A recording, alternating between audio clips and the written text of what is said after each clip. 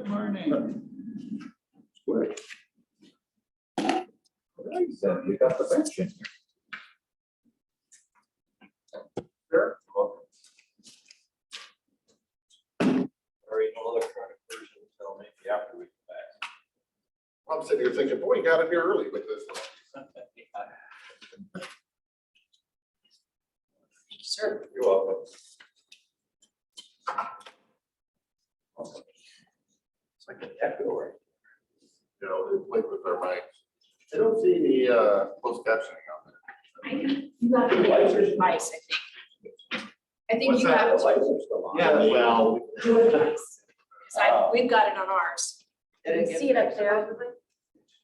yeah. Early. It's Oh, it's showing up a lot.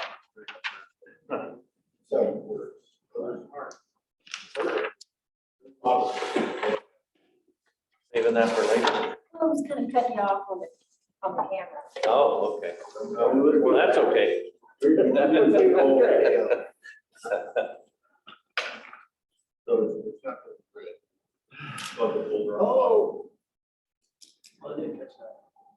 Overall, it's gonna be great, right after. Sorry.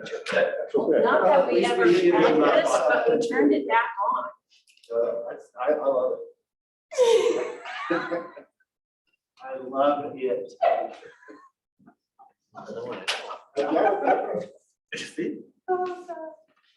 The fact that this is recording is the best part. I know. Keep playing, boys, keep playing. Feedback for the sake. Just trying to make sure we're compliant. Everybody looks different. Karaoke. Are you ready, gentlemen? Yes, sir. All right. We have only one thing on your consent agenda. This just keeps getting better and better. Apparently it's really well. Apparently he's got the gain kicked up a bit. I don't have audio, I don't have audio on. Nope. Uh-huh. He played with the game this morning on the mic, so that might. Try it be what again. that is. I'll try again.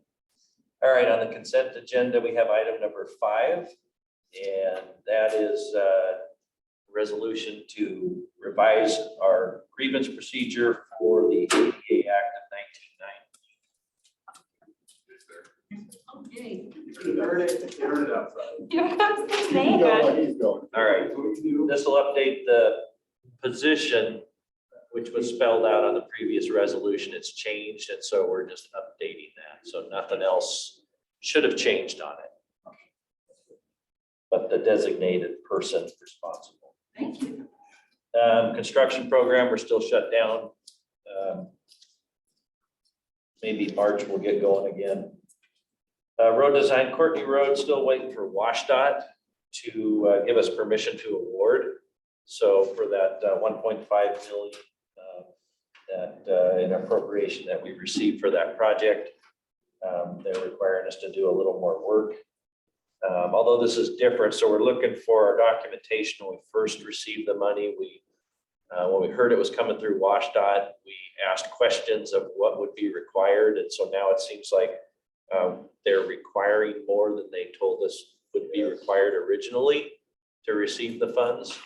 So, I mean, they have a process for how you're supposed to, the design process is supposed to go. And so we were worried that a lot of those requirements and strings would be attached to these dollars. And so we called and initially to find out so we could actually do those things along the way. Now they're adding more. And so we're trying to go back and find the documentation to send to them because it's all new people there. And so it's critical that we get this, but we're delayed until they give us the okay to receive those funds and use them on the project. Still set to start and we can put these funds later in, but we can award or we can't. Can't award it, we award, we lose the money. They're following the federal requirement type of thing. Yeah, which we weren't supposed to. No.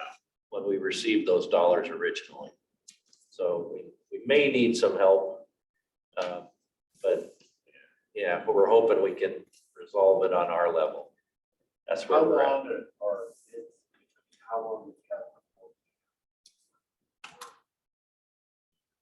Can't remember how many days we have. We have some time, we've talked to the 30 days contractor and or- told them the situation too. Yeah. So yeah, we have that, and then we also need to talk to you guys about the total cost of the project. The total cost is originally what we, I hate to say it's what we said it was gonna be. It was the low, that's what the spreadsheet is, the low bid is almost 6.5 for construction. The rock provided, remember that when we opened the bids, that include, we're supplying the rock counties. That comes out of ER&R, they have to be reimbursed. But I did look at those prices, because we crushed the rock way back when, we're getting it for 6 something a ton, which the going price now is about 10. So it's a good price there. Our engineering's $250.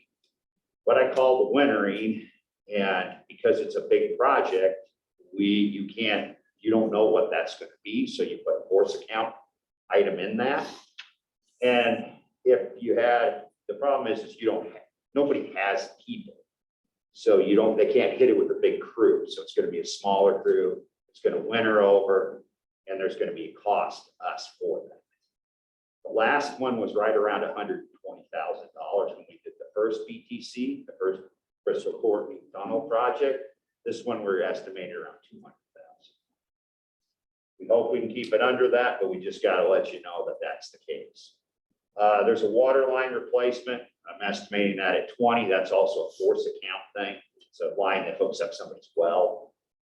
And then there's some other variables. I whittled the contingency down as far as I could because I took care of some of the variables in there, like the wintering and the water. So 200,000 is about as low that I would recommend we go. So that puts us right back to 7.3 for total project cost.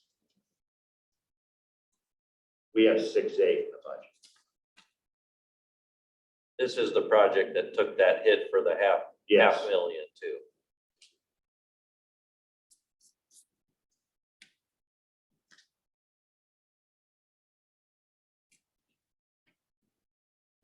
So Do we have the cash?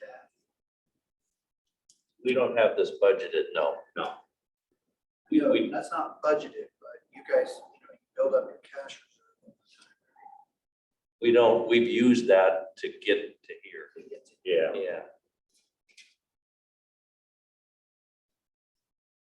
I mean, we don't have to have it today by no means. You may not actually see it, some of these costs till next year. But we want to let you know, You gave you 800,000 of the normal million. you gave us 500,000. I thought it was started at 5.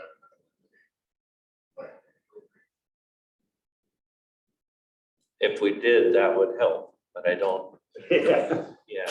no, it's 500,000. That's what we have in the approved 6. 500,000. Plus 250,000 holdover from last year, which is essentially. You said you're carrying over money from last year, which. So all of the money, all of our extra money that we'd saved up, that's in our budget in this program, Yes, everything we had. yeah, because we had the extra 500,000, but we didn't take that last year. Yeah, that was, the other item that got, so we would be okay if we had the 500,000 that if we'd have taken the second half of the million last year, we'd be okay. We'd have that, or we had kept the 500,000 in this year. Either way, we'd have been okay. But now we're short that much money. So if you remember, we had the discussion about, we were originally the 7.2 and we reduced it, but that. So we see where the bids came. Yeah. So these are known costs. This is Yes. the only thing that's, we put an estimate in for the force account, which is the 200,000. We may not spend all of that. we won't know until we get through the winter next year. But there's, you know, the low bidder does not have a big enough crew to put the iron and the people at it that they could to finish it in a year, in one season. So even though we had an incentive in the project to, if somebody did finish, they would get that as like a bonus. But if you don't have the people, which a lot of contractors don't anymore, that's not possible. So that's an estimate. The water line is an estimate, but it'll probably be somewhere. close to there. And then our contingency, of course, it's pretty low, Yes, but there needs to be something there. yeah. In our past, our historic record for where we're at when we're all done with the jobs, we've been pretty close to what was bid. But if you cut yourself to the quick too early, then you know, we need to respond on construction jobs. It's kind of an immediate thing. And so it has to be available to keep moving. This is a lot more complex. Yes. than a lot of those, like the earlier, but yet you're still running contingency. Yes. And it's in your budgeted, so you've cut it down, you know, what it is, you know, more complex project. So being honest with ourselves about what we think it's gonna really do. Well, what we did is we took a part of the big, from the BTC, one of the contingencies that we had, which was good, was the wintering, you know, when we wintered over. Well, I put that as a separate line item on this, so that allowed me to drop it down. So if we went 5%, that's like 350,000. So if I add those two together, I'm about 400,000. So, you know, you're right, it would be better to have more, but and, you know, if something major happened, the contingency, we'd have to have 10% anyway, so. And honestly, there's only so many things, you know, we're not gonna hit a fiber line, chances are, or anything real strange like that. You know, with RockX. but we have a big RockX item in there. So we do have some stuff built in.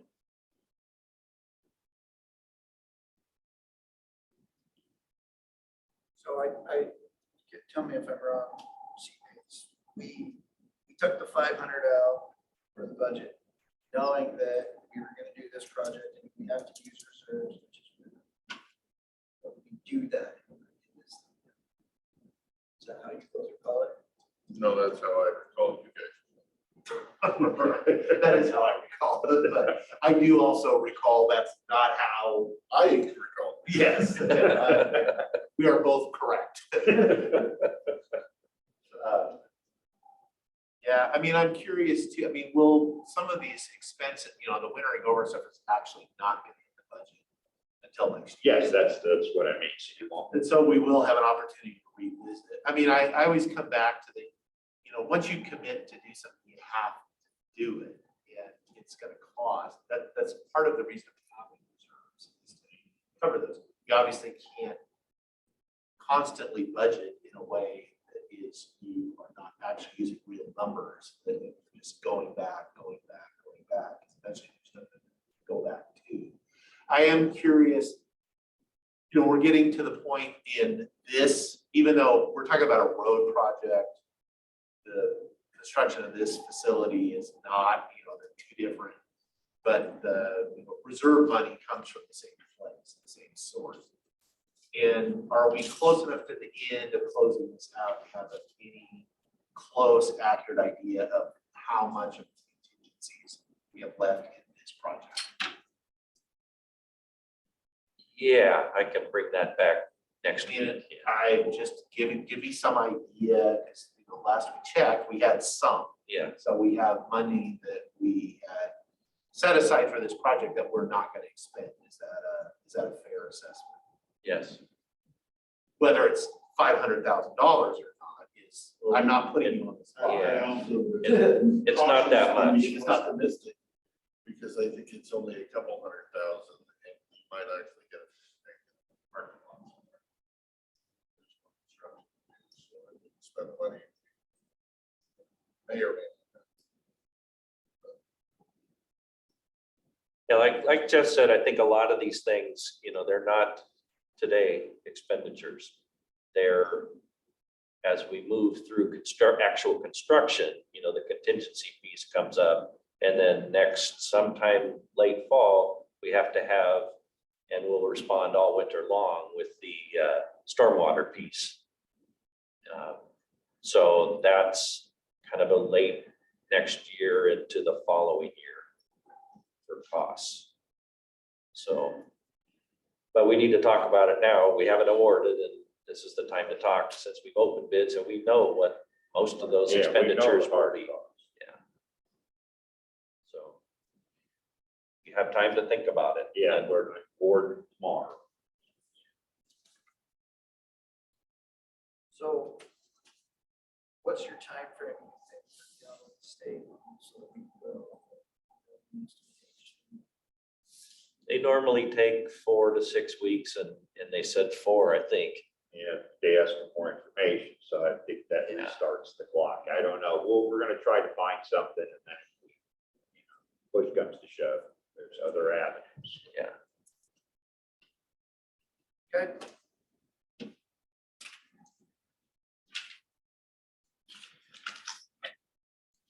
I'm still working on the Klickitat path, courthouse parking lots. We did actually hear back. Our consultant's been talking with DOE, and we don't have to enroll in the voluntary cleanup program, which I think is a good thing because I don't see anybody that's completed that in less than about 15 years. So we're just going to monitor and sample our well that we have that's about 120 feet away, 200 feet from the site, and use that as our sample monitoring well and continue to monitor that for the next couple of years till we get through this. But we're not going to enroll in that program. So, which I think is better. Well, it's not potable water. Yeah, it's not. Somebody's Yeah. listening. Yeah. Here's the location of that well. Yeah, it's right outside the entrance to the jail. Yes. Yeah. Used for irrigation. Yeah.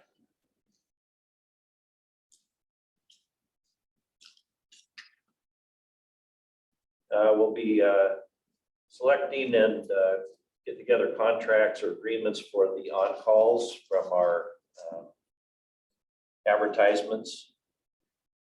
The maintenance side, we're still doing brushing, grading, sanding as needed.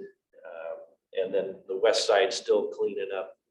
We probably have another week or week and a half of cleanup from the windstorm at the beginning of the month.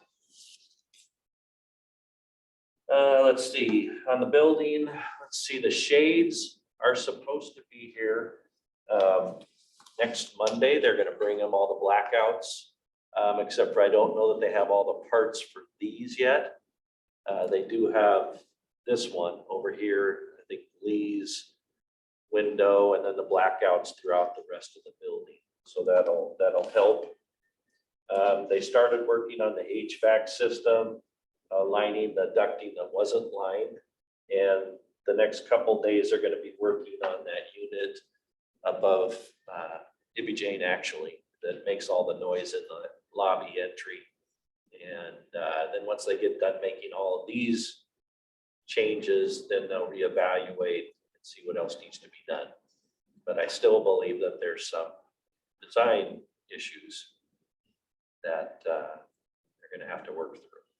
So, but that'll be the longer term, so. Let's see.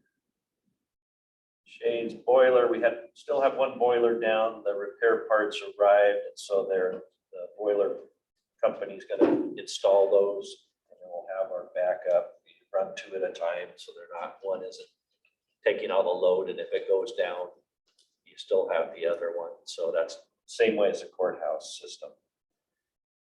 Let's see.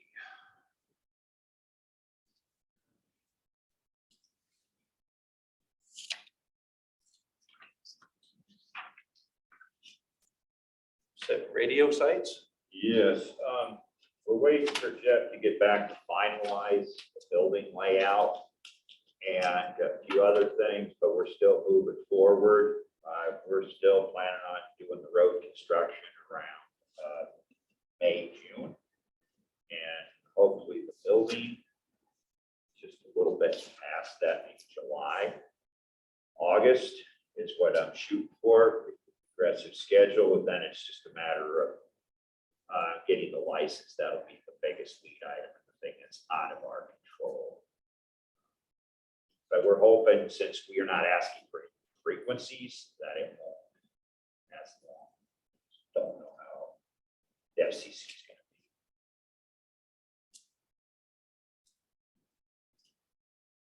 to be. Okay. Should have talked about this when I was in the new building, but the dedication schedule. So a date, I don't know if we've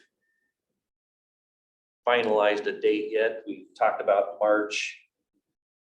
And so Tuesdays after your agenda time, somewhere between 4 to 7. So I don't know, I think the thought was earlier rather than later, so the 4 to 6. Close. Yeah, no, I mean, I like 4 to 6 because people will be in their offices still for the first hour if the public wants to go knock on a door. Something of that nature, so. Okay. As far as which of the 3 dates, I don't see any conflicts with calendars, so. We've got a South Central. 4 o'clock. Yeah, but Richard.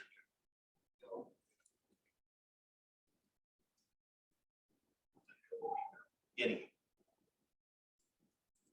I'm here every Tuesday.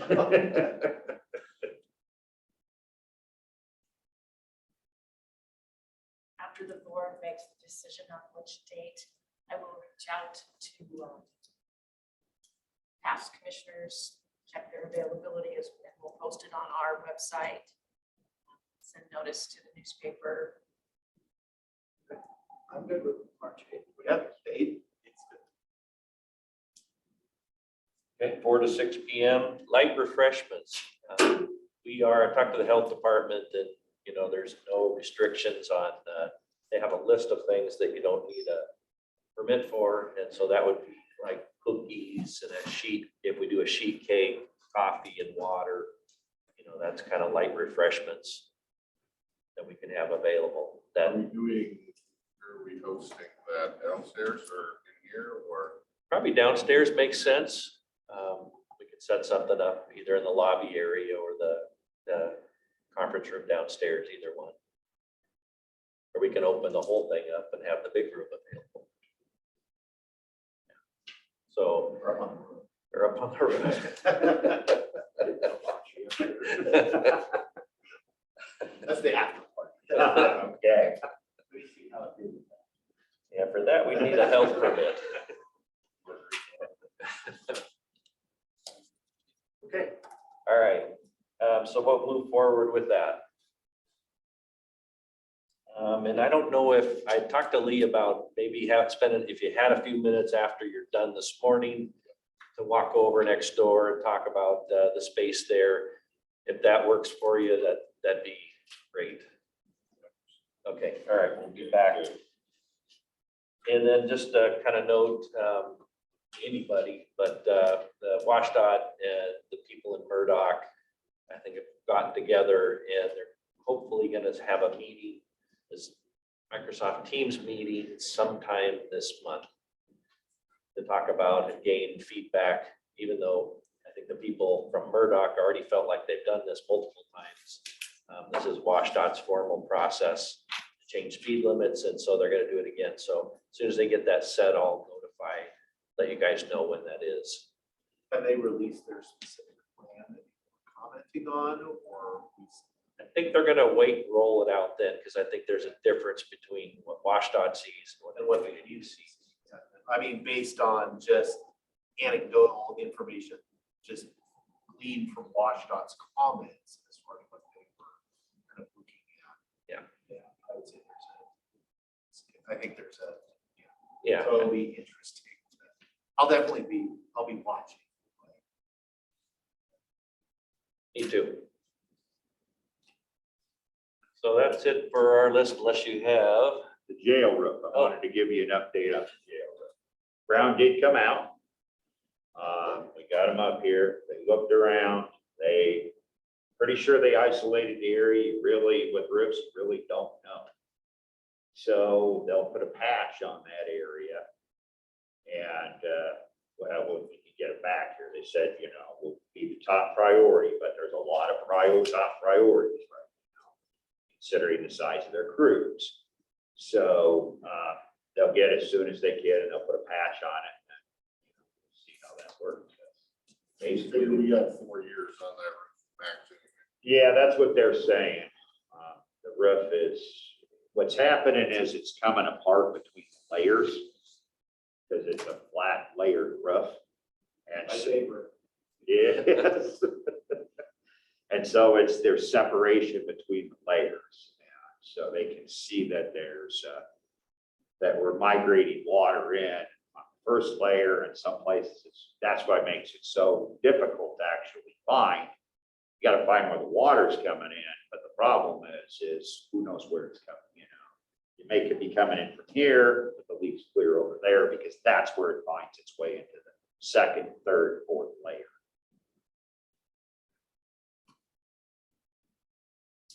We'll try to get it taken care of. Anything else, gentlemen? I have a couple of questions. I brought it up to you guys late last week about the parking. With the electric vehicle signs. I keep seeing, as I sit in my office, elderly people pulling in, kind of expecting that to be a handicap spot. It's not, and they kind of back up and try to get over here. And I was thinking, instead of having an electric vehicle parking, pull that sign down and just put up a 30-minute parking. Which would allow for electric, but would also allow for some of our seniors to try to get into this thing over here. So that was a topic of discussion that I don't know where they're at or you're at, or would it be a big issue to change that to a 30-minute instead of an electric? No, and we could make the next one or the next 30 minutes, leave the electric one and then designate two other ones to be the 30 minutes. I mean, that might make a lot of sense because those are really easy to get into. You know, that's the first thing people see, and that might open up a couple other spots there for that purpose. Yeah. I don't know, they won't get out of the electric one at the other side of the building. You're gonna have to have a car tow. Oh, That might work. Then they might not work there. It's a county vehicle. So we're on vehicle. yeah. So if you want, I can do that. I could do 1 or 2 30 minutes. You want to start with one and see how that goes? Goes up from there.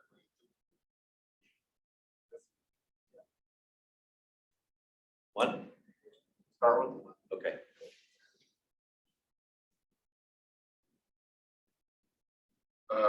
The only other thing I had was vending machine discussion. Nice to have a vending machine for both liquid and munchies. I don't know where. I was looking, I mean, obviously to me, first floor would be better, but when you get down the hall into that little alcove, there's just no electrical sockets down that whole little alcove. The only other 2 places I could even see in the building is at the end of the second floor hallway, where there's kind of a alcove down there, or in the break room, but I want to make sure it's accessible for citizens that come in for a public meeting or whatever, to be able to grab a water or something like that, so. So liquid vending, 1 liquid vending machine? Okay, For sodas, water, things like that, but also like cookies and candies. so 2, okay. Okay. Preferably accessible to the public, and other than that, wherever they are, the better. I I like first floor better because that's the floor everybody's on, and if we're having some big public meeting downstairs, where they're coming up here, they can see the vending machine from walking in and grabbing it before they come up. Okay. Versus sending seniors to the second floor. Get a bottle of water. Okay. Let me look around and see what makes the most sense. Oh, yeah. When you have some time today, I was hoping to just pick your brain. We did get some information back on sandbar access at Lyle, which is favorable, when I take it out. And there is reference to an at-grade crossing that was granted to the landowner in 1911. Oh, man. So it's really good news, but Yeah. it locates it by, quarter section. So it's within a 40-acre parcel, which is coincidentally is the old at-grade kind of informal crossing is, because it's like, why would the railroad have built one? Yeah. Right. Random. So I suspect that is, but it has it specifically defined by at or near an engineer's station with a number.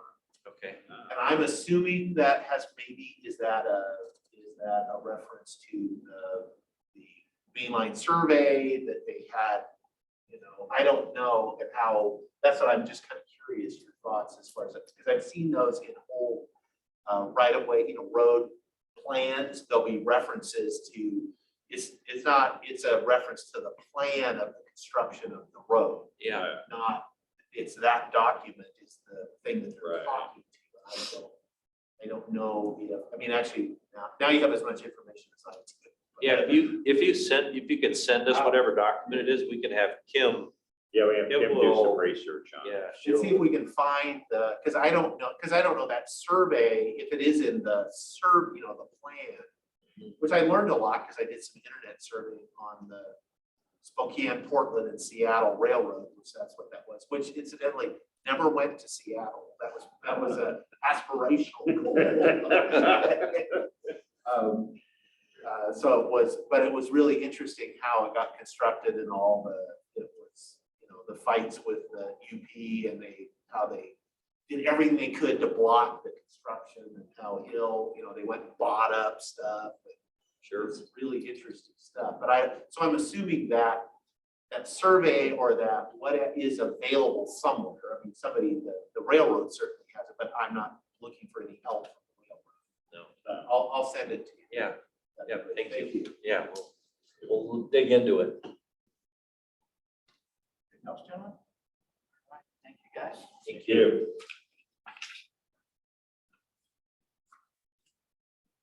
Unfortunately for us, the enforcers bought that before. It was still there. So they know that. No, those people aren't there. I'm giving the best. Yeah. Thank you. Thank you.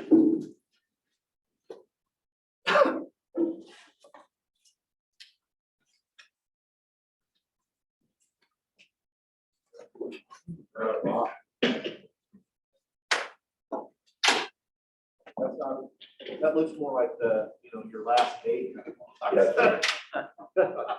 See what she started in?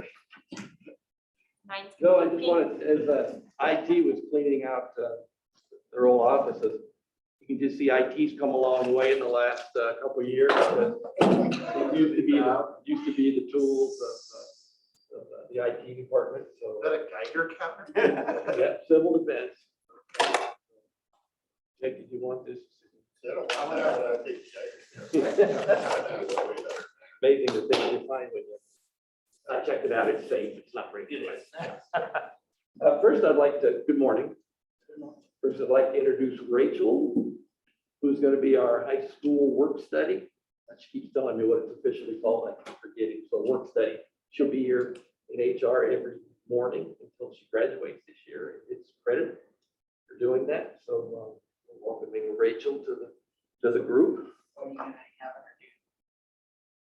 Well, we're working on that. She's gonna be attending meetings with me and working with Casey and when I meet with IT and Jen, she'll kind of just follow us around and we'll have her help us do some things that she can. So just trying to give her as much work experience and exposure to as many different aspects of county government. Like today, she was able to change her schedule so she could be here and see how we present to the commissioners, how we interact with the elected. So How many hours a day are we talking? For 2 hours in the morning from 8 to 10.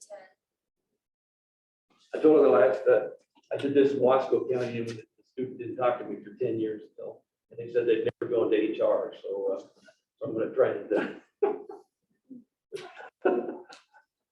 Oh, it gets worse. They can job shadow us and sit up here. There you go. So good morning. This morning, we're going to start off with some IT issues that we'd like to discuss with you. I tried to get Jeff to say he offered to do a little rap music, but we'll stick to the agenda. So You gotta ease him into that kind of stuff. yeah, I know. He's still kind of shy. Although extra points if you can incorporate the Geiger counter. Website redesign. You want to talk about the website redesign of Civic Plus?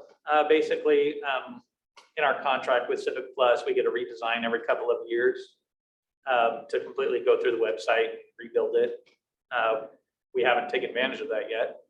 We were hoping to this year, if you guys felt it was something you'd like to pursue. As he looks at me, that was on my list a year ago, so I'm okay if everybody else is okay. It's a major project. It would obviously involve all the departments and the cost is included, right? Right, there's no cost. So there's a cost. Yeah, we pay for it. Yeah. You just already. Yes, that's true. And unfortunately, it's, we're down one in IT, so we got to push it to the end of the year. And last time we checked, they were 6 months out anyway, getting on their calendar. So it does involve all the departments elected offices to some degree. So just wanted to, your thoughts on. Yeah, it's just, ours is so outdated. You start looking at counties like Yakima, that little search bar to drop down. And what are you trying to do? Oh, jail inmate roster, click, boom, there it is. How do I get a concealed handgun list? Click, boom, there it is. Oh, look, I can get the application. I can fill it out online and get a signature. We're so in the stone. So if we could get anywhere near those things, I think it would help people not answering the phone.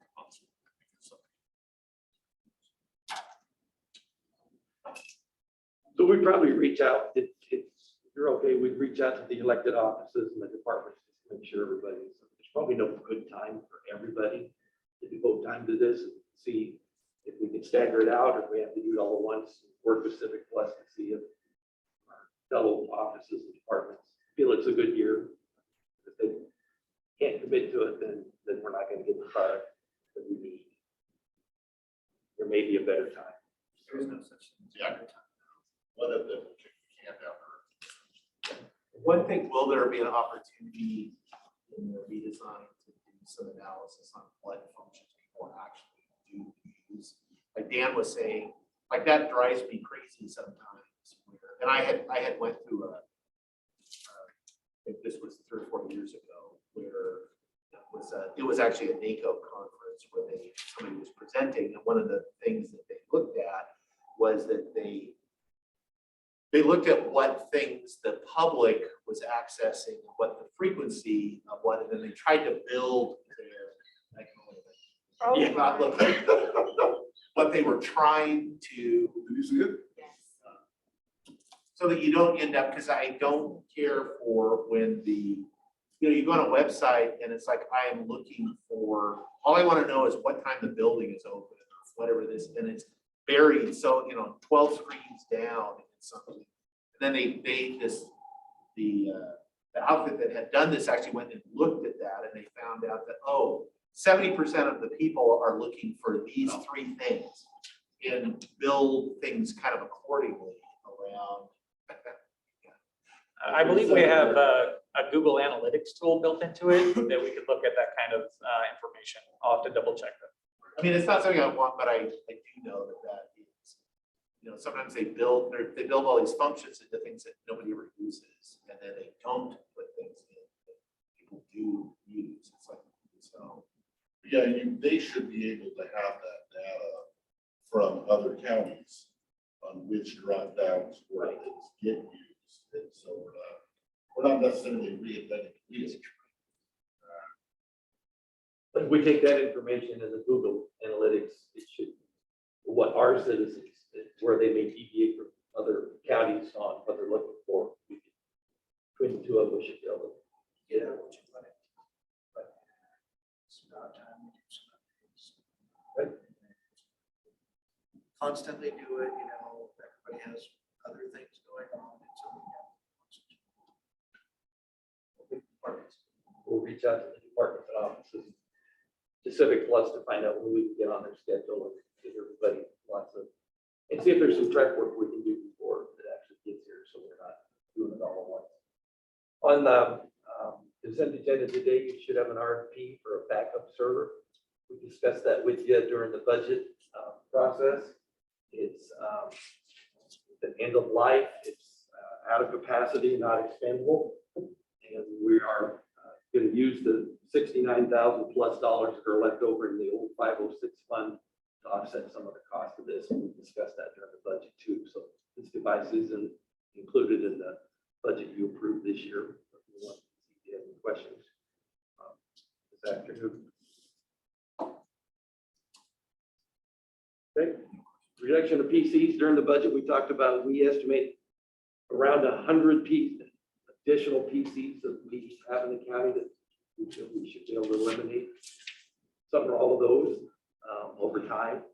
And we started that process. For instance, this year, 28 computers are the warranty expires, meaning they're up for replacement.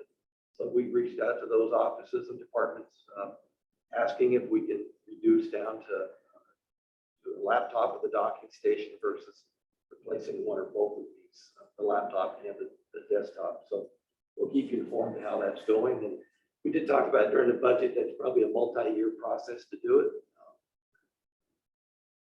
So we started that process. We'll keep you Are we leaving it at their discretion? If they say, nope, we need both, you're just saying, okay, fine, give it a both. Pretty much, yeah, at this point. we need a good reason, because we would be working out to about $2,000 a year is each laptop. I'd say closer to 1,000, but yeah, it's a lot. With all the software and everything. Right. And it's over 5 years of the term of that computer. What lifespan of that computer, or not. Yeah, I would like it if they had to come explain to us why they could do. What I'm trying to do is circle back. I checked with Shelby and like today I found out, and I'll circle back to the director of the elected, have a discussion. There may be some, we're not assuming they're not good reasons, but trying to make sure they understand why we're doing it. I mean, I understand when you're doing high-level GIS stuff, or you're doing some sort of engineering that requires desktop with massive horsepower, graphics cards, but for most people that just want to be able to have laptops and do anything if they go somewhere versus the regular desktop. I figure if you can get rid of 100 pieces, it's $100,000 a year in savings. Yep. Not to mention the time that IT takes to keep these updated. They have to update them and bring them into the shop, and it's fairly time consuming as well. Okay, we'll keep you informed how that process is going. Oh, sorry, on that topic. You had the computer lifespan at 5 years, right? Yes, currently. That. Since we're talking about it, can they go since, or should they really not go since? Some How of long them. has it been 5 years? Is technology better now than it was 10 years ago when we made that? In some cases, some counties will do like 3 years for a laptop and 6 years for a desktop. In the past, I've heard of that, but now most desktops have laptop hardware in them. In some cases, we don't replace. If we feel that the PC is not heavily used, we'll let it go until it dies. and then replace it then. But the 5-year standard is easier to maintain, yeah, budget for and plan for. I guess my question is how many, I mean, you can't be getting, $5 for a 5-year-old, $500 laptop. When we auction the thing off, I want to make sure. We don't auction them off. We dispose of them via the land or via the transfer station. Scrub the hard drives. In the past, we got basically nothing for them, so it was decided it wasn't worth the time to auction them off. And that's kind of my thinking, but I want to make sure that. I guess it's safe to take the bill as far as we can take that without becoming a liability to IT to keep it around. Yes, I think that is the case. That's happening. I'm okay with that. If it's not happening, we should change the thing. Yeah, I believe it's pretty much the case. Then finally for IT, there was sorry, I'm losing my voice. Jeff's got his wish, I'm losing my voice. We had a couple of management issues in the last audit. We met with the auditors, they were in the secure information we got. They're easily fixed and the auditor gave us some suggestions on how to fix them, and we're working on that now, so they will not be an issue next year. Don't want to go into too much more detail because of the nature of it, but they're easily fixed, and we're actually, one's fixed and the other one we're working on currently. So just let you know we're not ignoring them. Anything else for IT? Jeff, anything else? I don't think so. Commissioners, anything else for IT? Questions you might have? Where are we at to the rollout for being able to use phones so that everyone? We're actually exploring a different option. It still uses your phone, but we're still in the beginning phases of testing right now. Using Duo instead of RSA, but we haven't made any firm decisions yet.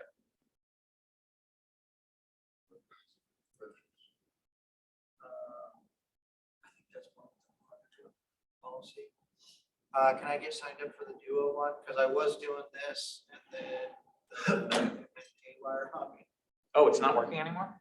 Well, I was using it and then, yeah, it pretty much locked me out. And so I'm back to using RSA. Yeah, we could deploy Duo to your computer. Let's do that. I'll play it for a while. Thank you. Thank you. Jen?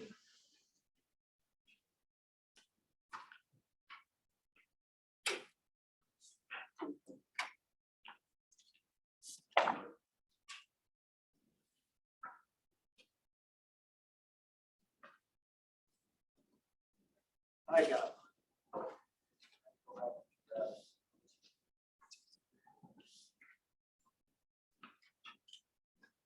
So yes, Mr. David, for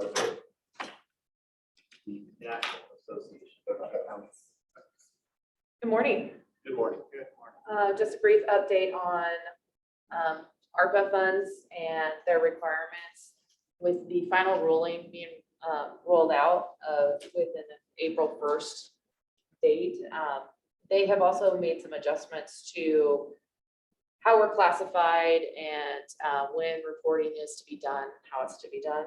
So we are now considered a tier 5, which is basically county as a residents, $250,000, 250,000 people or less who receive less than $10 million.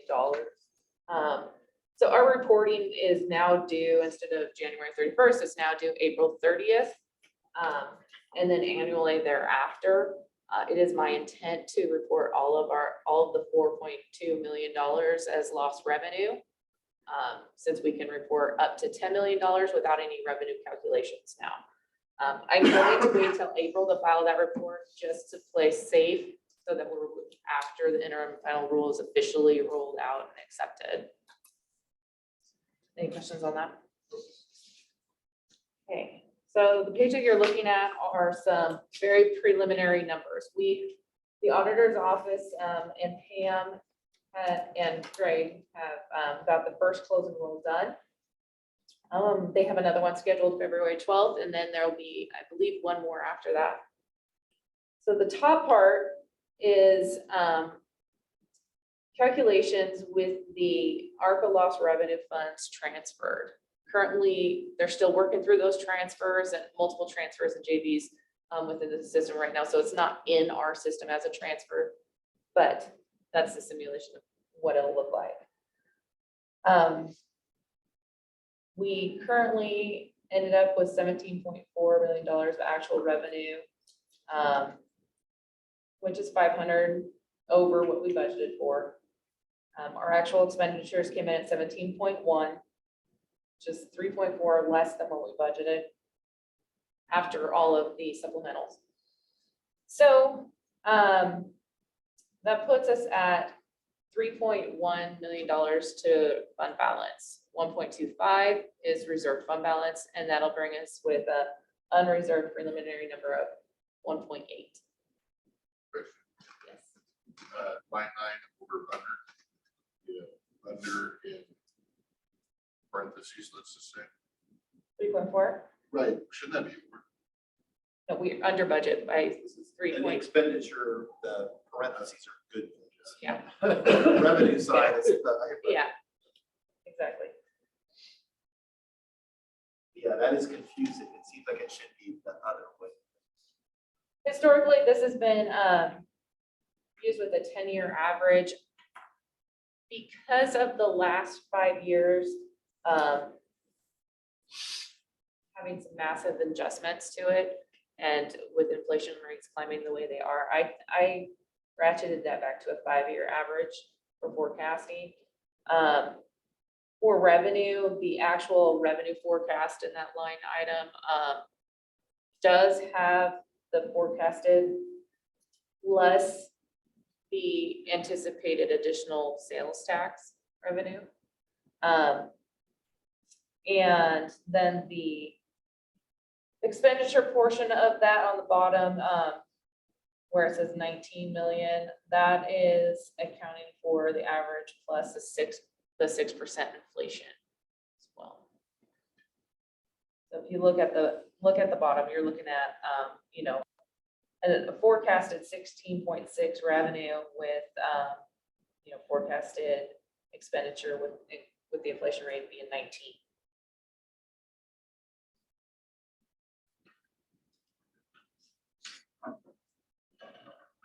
These are very rough preliminary numbers, though. The highlight of it is that fund balance in the general fund was taken care of. But it was only taken care of because of our. Correct. Without the ARPA funds, we would have burned through all of our. We would have burned into our reserved fund balance by $87,000. Or we would have transferred some reserves funds. over. Yes.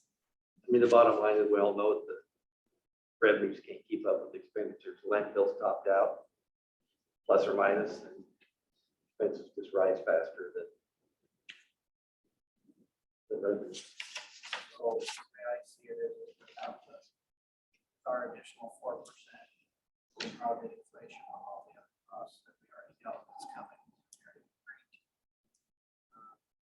It's about $1 million deficit.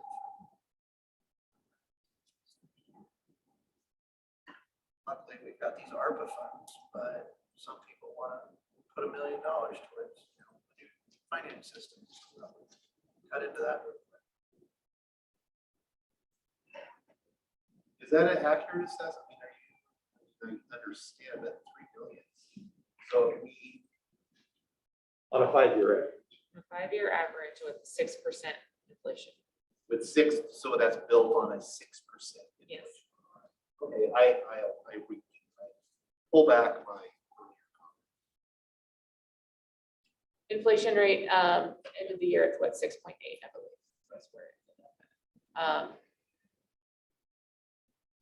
at. We knew that sustainability was going to be a challenge from here on out.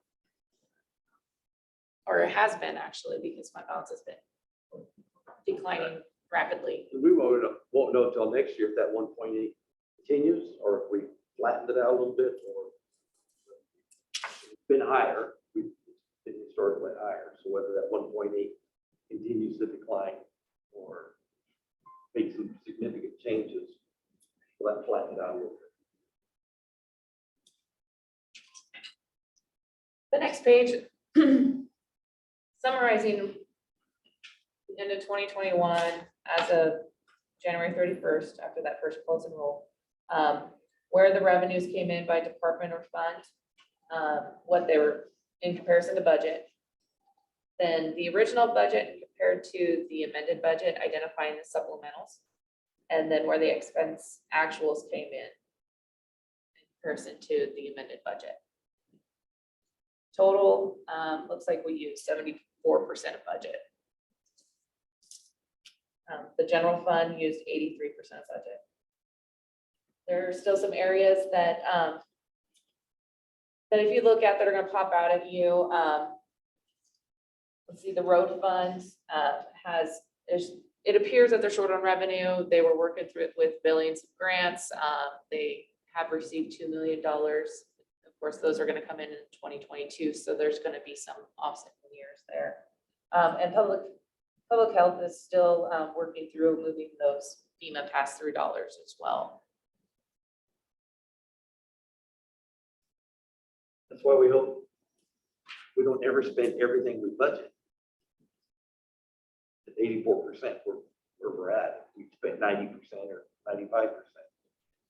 And some departments did spend 100%, 99%, 98% of their budget. Those tend to be like, where is it, like public defense. East District or West District. Yeah, they're made up, there are some departments in the general fund, as you all know, that is made up of mostly people. There's not a lot of fluff built into their budgets at all.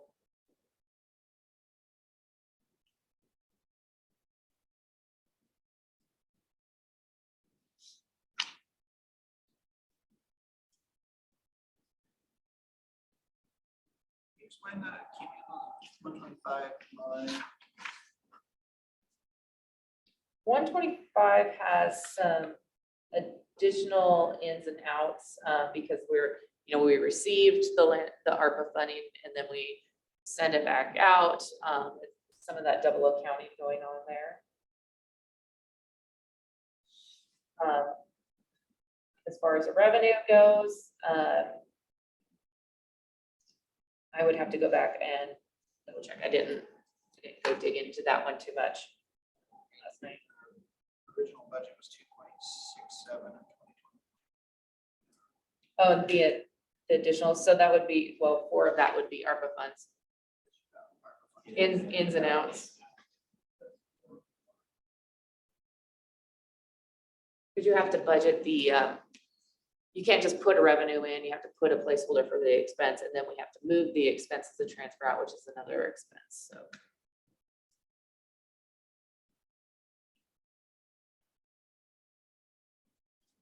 Okay, questions? Digest more. Yeah.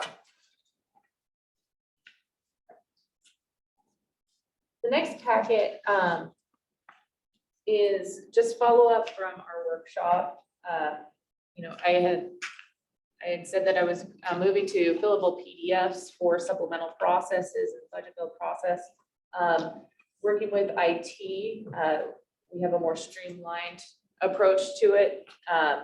And I'm going to use the help desk portal. So the first page would identify, just kind of gives you a picture diagram of what that's gonna look like for department heads and electeds.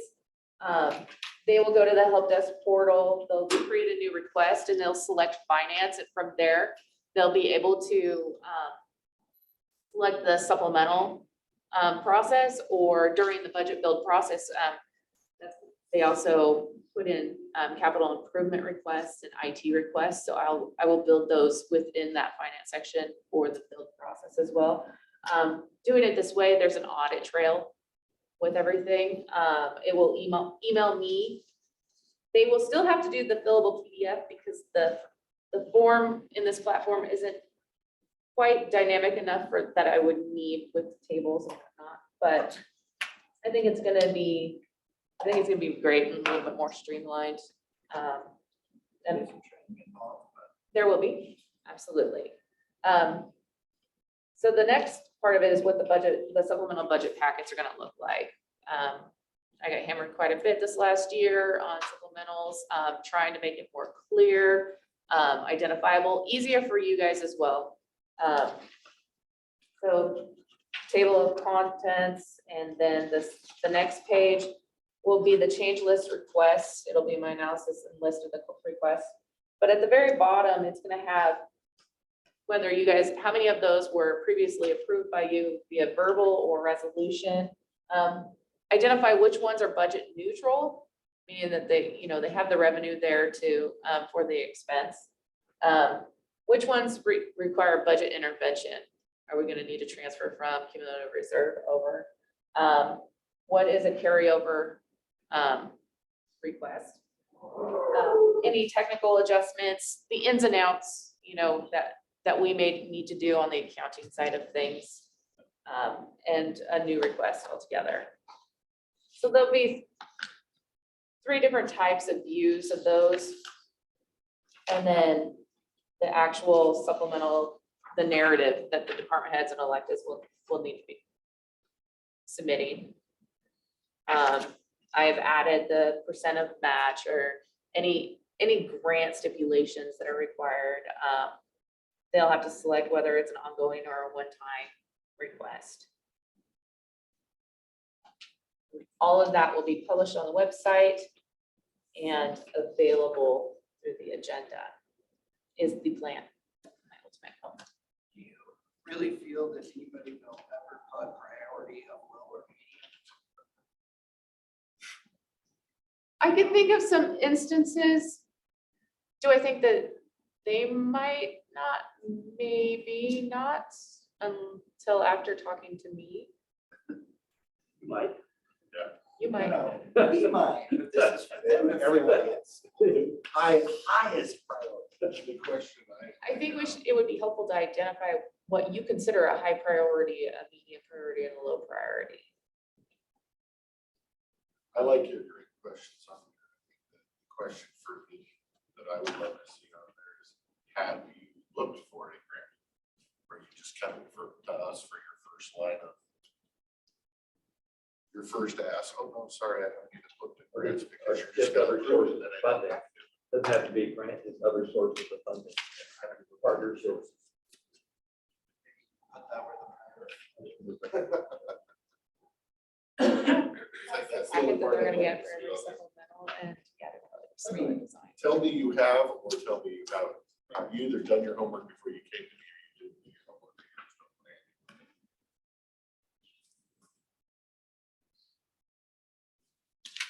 Say, I didn't do my homework, it's a low priority. No, I didn't do my homework, but it's a high Oh, priority. gotcha. And the last page is the screenshots. I told you that I would be developing the budget Google Calendar for everybody to be using.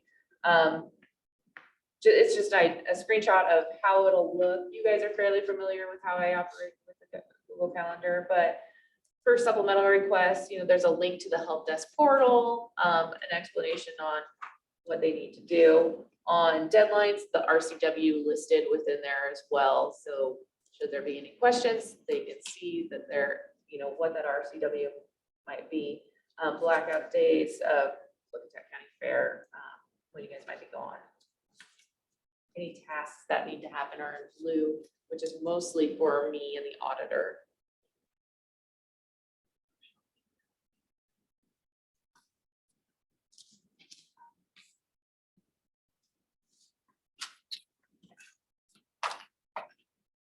And then Shelby has offered to assist with the finance webpage development too, so we'll be getting on that as soon as I get a moment.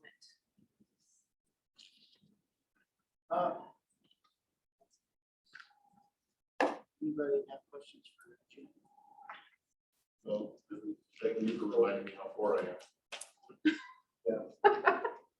That's your primary job, is to just always provide us how poor we are. Need to buy some rose-colored glasses for everybody. Bring the doom and gloom. Somebody's got to check the fuel gauge. Yeah. This one's more on the other side of HR. I just got an email, Washington CARES Act is delayed for 18 months.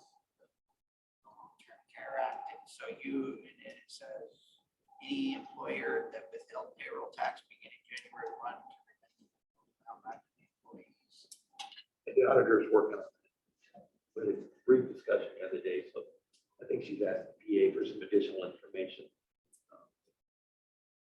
My understanding, Casey might know more, but I know Brenda and I had a brief discussion the other day when that was passed. It's first I heard about it, so Casey doesn't want that simple. It's 18 months. I don't know if Brenda's online or Heather.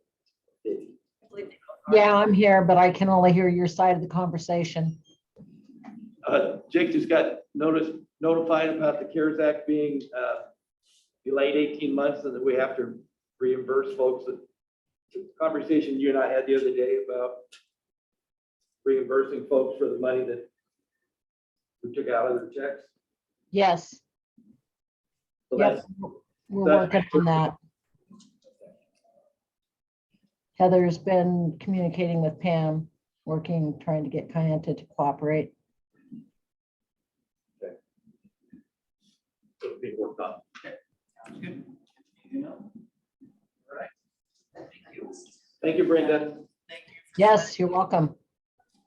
And good luck with him as your new 2-hour-a-day boss. I hope you have a sense of humor because you will by the end. It'll be fun. Won't it? Yeah. I'll give her a good grade. Laugh at my joke. All right, so HR, we have a few things we'd like to discuss with you. As you may recall, during negotiations,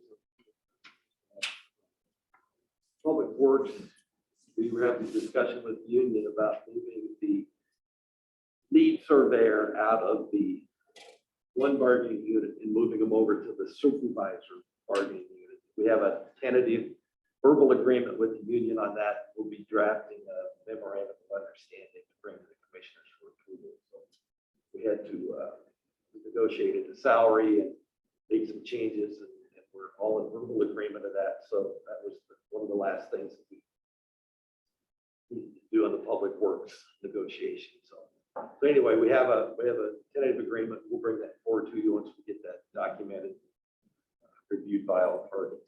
So I just wanted to keep you informed on that. The other piece is that continue to work with facilities and grounds folks, how to move them from one grade to the next.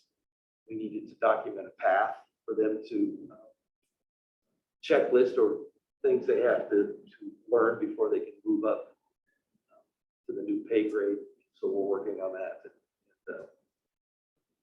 we'll bring that to you as well once we get to agreement with you on that path forward for those folks. So, risk management review, just wanted to let you know that I'm working with the PA. We've both determined that the process, the forms, the policy for safety and accident, reporting accidents, reporting L&I claims, reporting public reporting accidents. The forms, there's various forms out there. It's kind of decentralized. So the PA and we're going to review that, look at other counties, see if we need to update the forms, and then go back to a more centralized process so that everybody's in the loop that needs to be in the loop. And if a department settles a claim and the PA doesn't know about it, it can set a precedent for future claims. And so it's nothing's intentionally being done. It's just kind of Everybody else. yeah.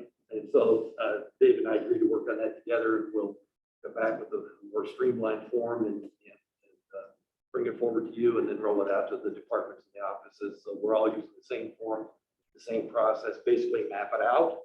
So we know when something comes in, where does it go, who has to see it, who has to approve it, what's the process, and then Public Works is asking for that as well, and help them a lot too. So just keeping you informed of things we're starting to work on with the PA's office. Civil service, as you know, the employee who currently is the civil service examiner, which is required by law, is an employee whose last day is today. She's agreed to stay on as the civil service examiner.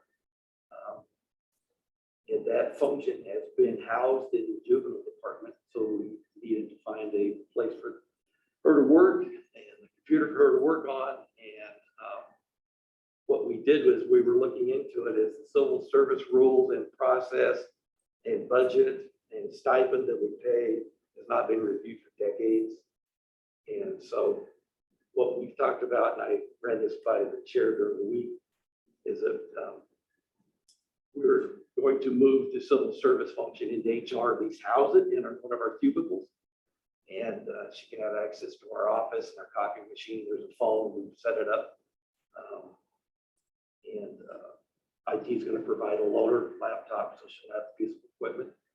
And we're required by law to have this function. We're very appreciative that she's willing to continue to do it. She's been doing it for a very long time and been doing a very good job at it. In the meantime, with your approval, I'll undertake a review of 11 counties that are comparable to us, and we'll look and see, look at their rules, look at their process, look at their budget. Is this position a contract position? Is it a casual position? Is it an employee position? How are other counties dealing with it? Talking to PA, we'll work with him on this as well. Is a required position in other states. They've been able to roll civil service into HR. Cannot do that in the state. It has to be, have a civil service board, which you appoint 3 members to.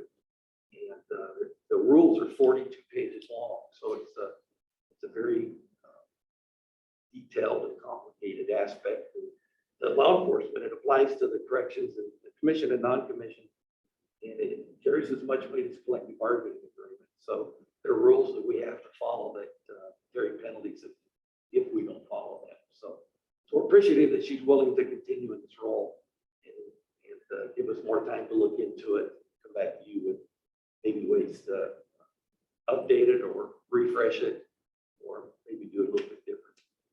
We're okay with all of that. We just thought we had a cubicle that she could work at. You know, additional costs. Yeah, no, I'm fine with it, but this brings up me. It screams, what if she wasn't fine?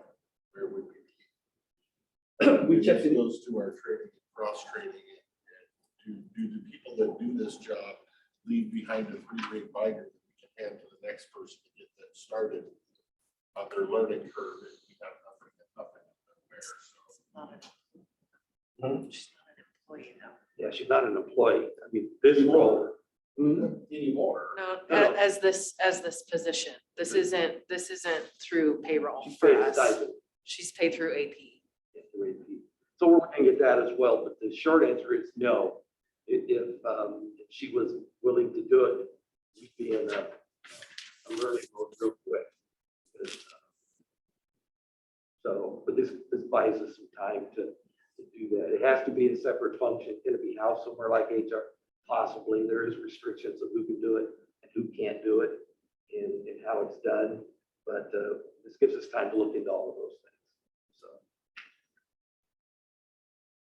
but it's just something most people don't know exists, but it's very important, and we're required by law to have it. So. And you know why it was, well, I guess that answers that question.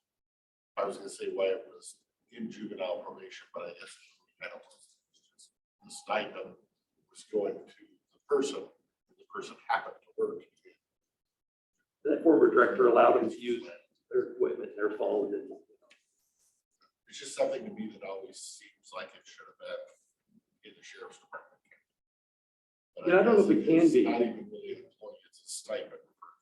So that's what we're looking into. I think David may be on the phone.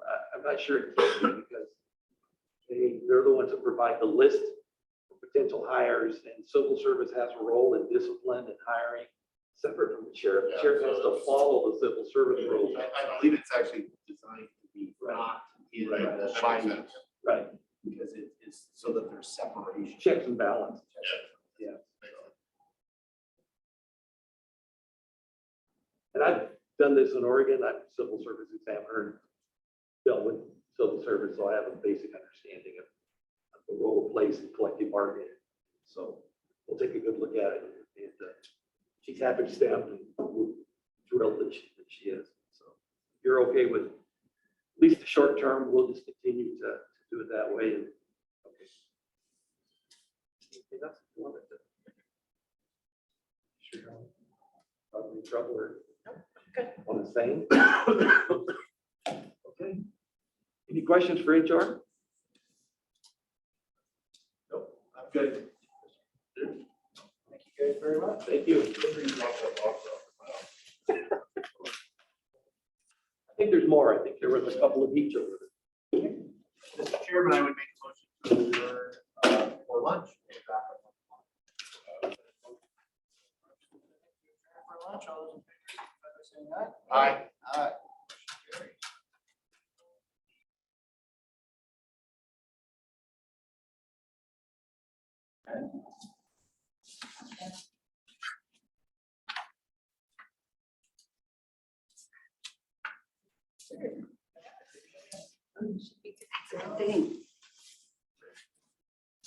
All right, we're going to call the regular business meeting of the Klickitat County Commissioners to order. We'll start with the Pledge of Allegiance. Pledge allegiance to the flag of the United States of America and to the republic for which it stands, one nation, under God, indivisible, with liberty and justice for all.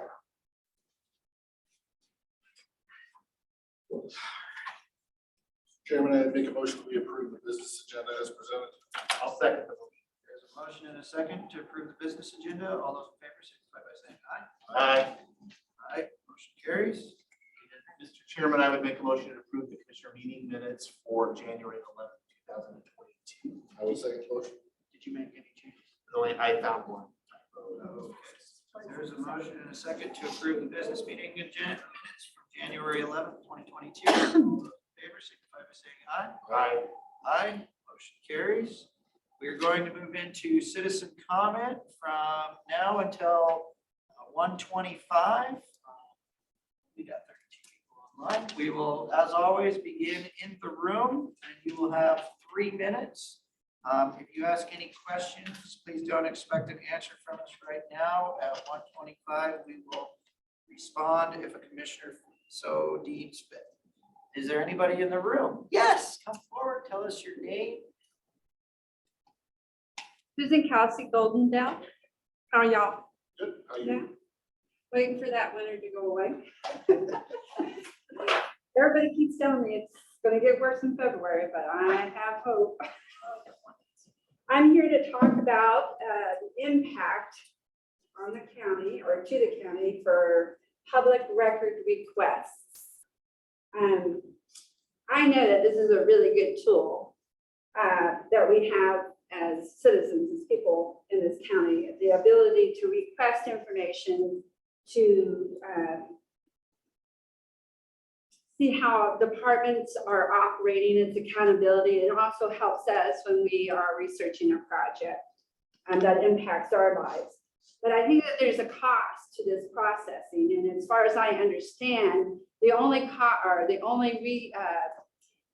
money that ever comes in is only on the cost of paper. And so if it's done electronically, then it seems to me that there is no cost passed on to the person requesting it. However, when I went to the 2022 preliminary budget posted on your website, which I thought this was voted on, so I'm not sure if I have the correct one, but I looked through the table of contents because Dave knows that I'm a bottom line kind of person.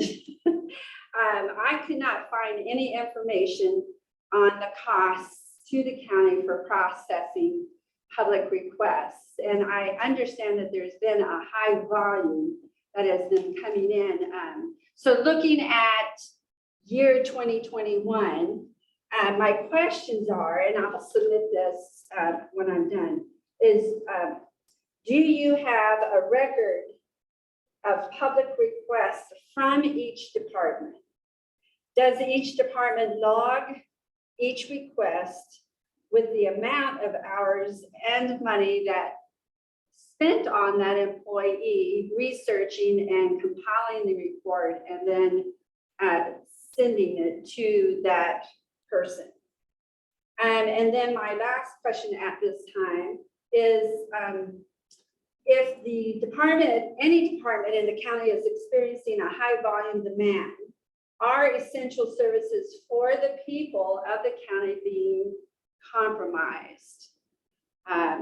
So right now, that's where I'm going to start.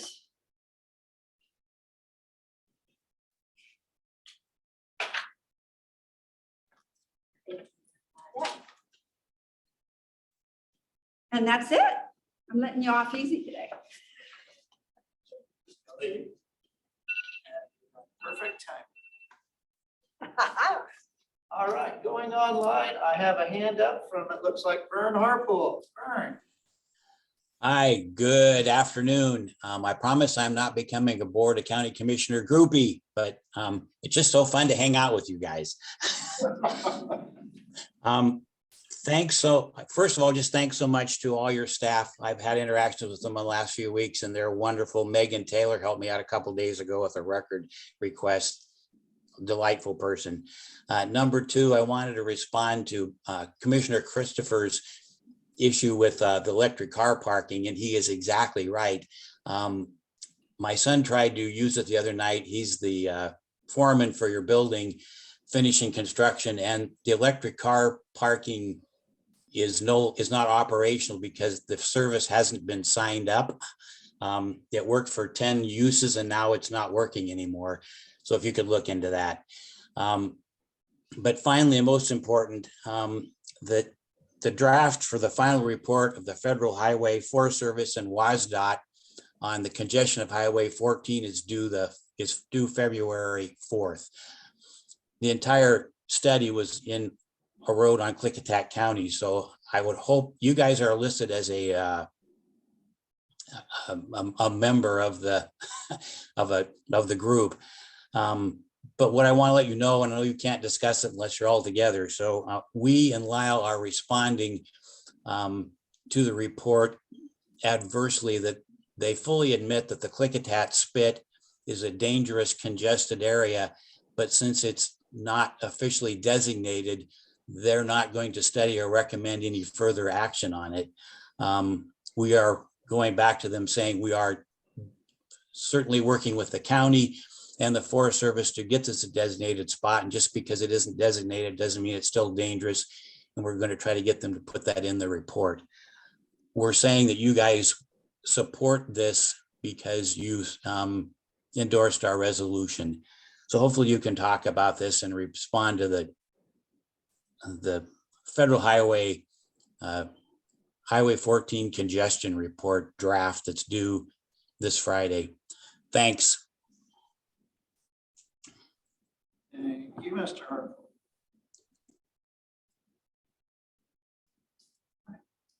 Back into the room. Nothing? Okay, online, if you would like to provide public comment, please *6 to unmute your phone, turn on your video, wave your hand, let us get our attention.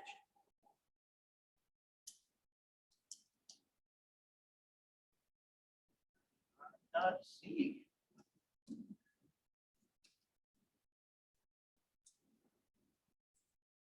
Okay.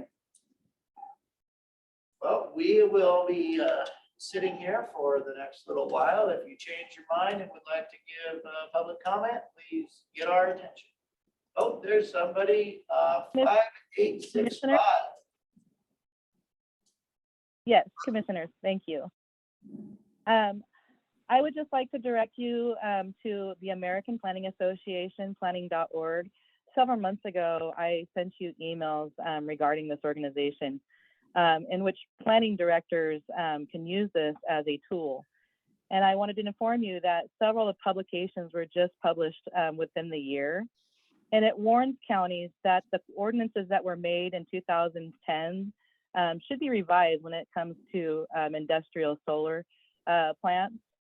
And there are several important webinars happening right now. And I would encourage each of our decision makers to go through that training because as we've seen last week from the hearings that had taken place regarding 1871, and Commissioner Christopher, I'd like to thank you for attending that and making your appearance on that. However, I thought that it was kind of disappointing that we weren't mentioned as a county as hosting, the state's largest solar facility, Lund Hill. And I just want to, like I said, just want to point you guys in that direction. There's several screenshots that I have taken that from those publications, and I want to send it to you again. And hopefully you'll have a chance to respond. And then in addition, as you know, I belong to several different Facebook groups regarding industrial solar projects happening throughout our country. And I wanted to ask, I know some of you are involved in the fire department, and maybe you can answer this question in that 5 minutes that you leave for after comment. But it seems that these projects are Class C projects for the fire classification. And so they also emit toxic fumes when a wildfire swoops through those facilities. And I just wanted to ask what qualifications our fire district Chief Jensen, what qualifications does he have in order to make an emergency response plan for this? And when will the citizens have access to those plans from Lund Hill? And that's all I have to say today. Thank you. Could we get your name and address, ma'am? It's Rocio Dimick, and I live in the Goldendale area. Thank you, Rocio.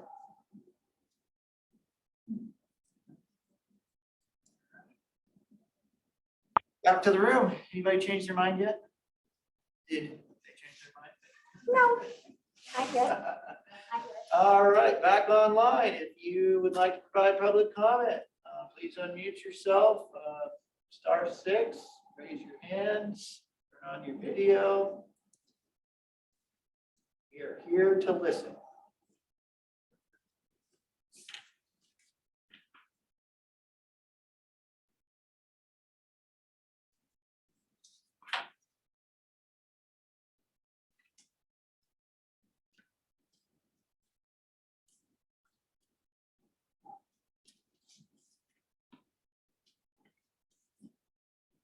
All county staff.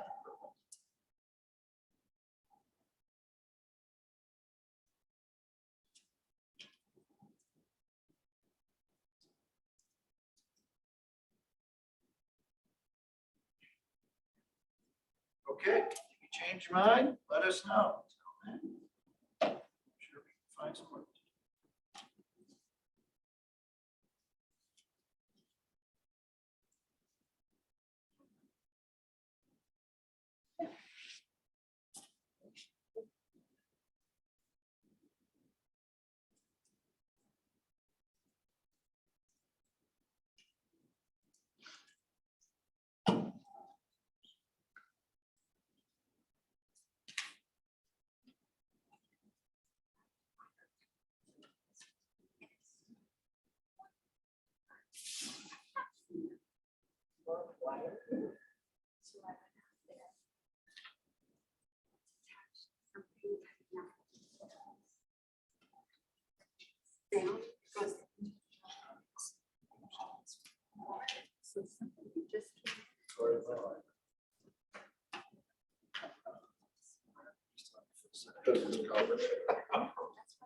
Hey, you take what you can.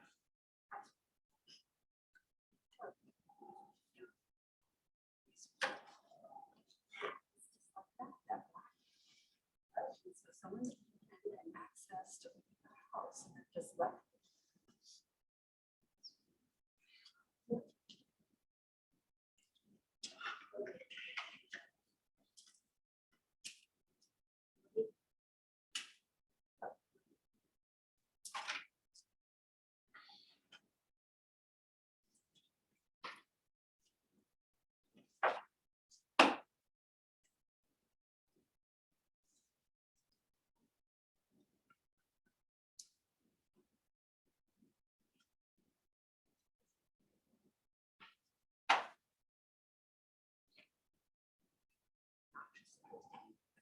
It's like the chips.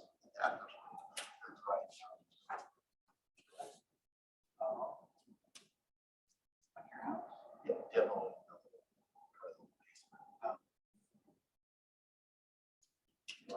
Last vestige.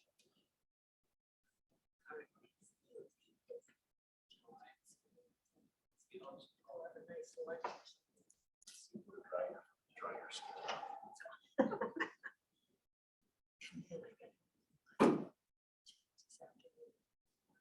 I will mention again, if you would like to give public testimony, comment, *6 to unmute yourself if you're on the phone. Turn your video on, mute yourself, get our attention, wait, raise your hand. Love to hear.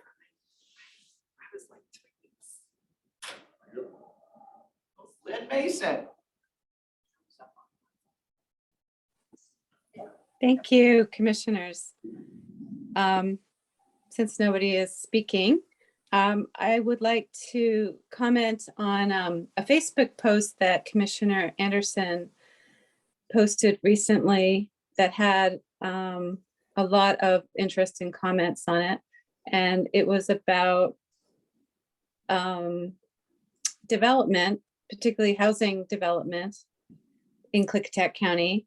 And he mentioned in his post that the county purchased some land to develop and is looking for funding to finish or to start that development. And I guess the top priority is for retirement housing. One of the commenters said that Gina Mossbrucker has said at many of her public meetings that there's money available for affordable housing. I would, after the comments, like to hear more about that from the commissioners, and also to address the fact that there is a huge need for affordable family housing. And that became particularly clear in the comments and lengthy conversation that that happened after Commissioner Anderson's Facebook post. The fact that a lot of the housing stock has been bought up by investors and continues to be bought up by investors leaves little for hardworking families to access the American dream of owning their own home. And these same investors seem to be displaying predatory practices of increasing people's rents exorbitantly. In this case, commenters said up to $650 increase from 1 month to the next. That's not sustainable.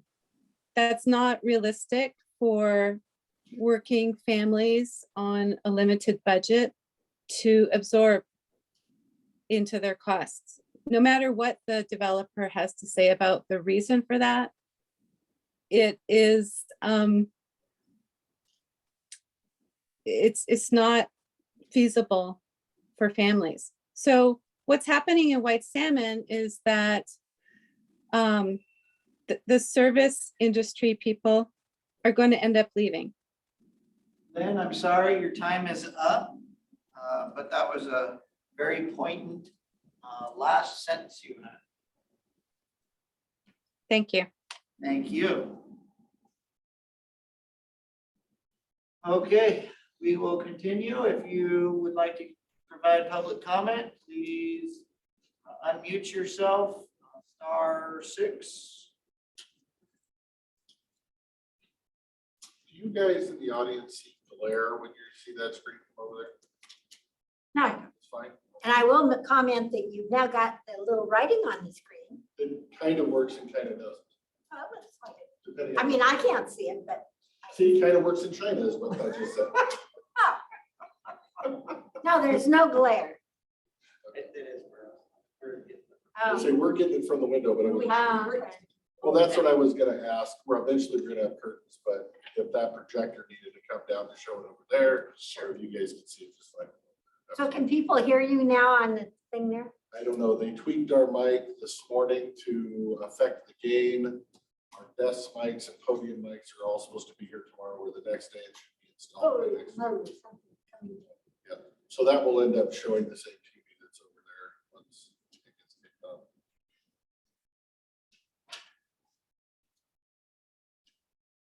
So yes, no, the mic people finally were able to come out today. What is that?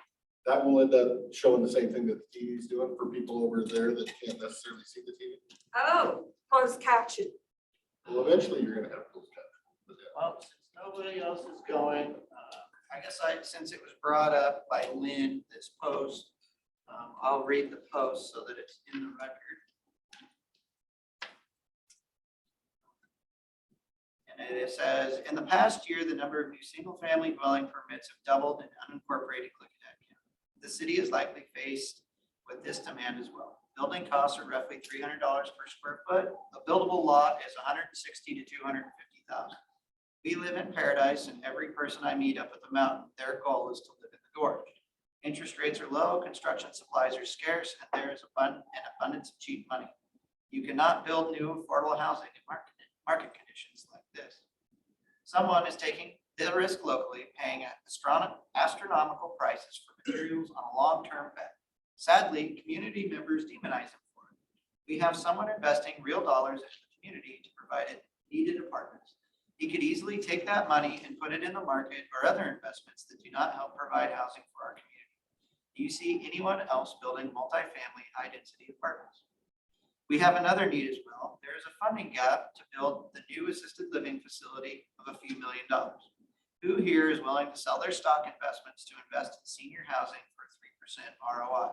Personally, I'm thankful to the people and businesses who are choosing to invest here locally to fill the actual needs of the community.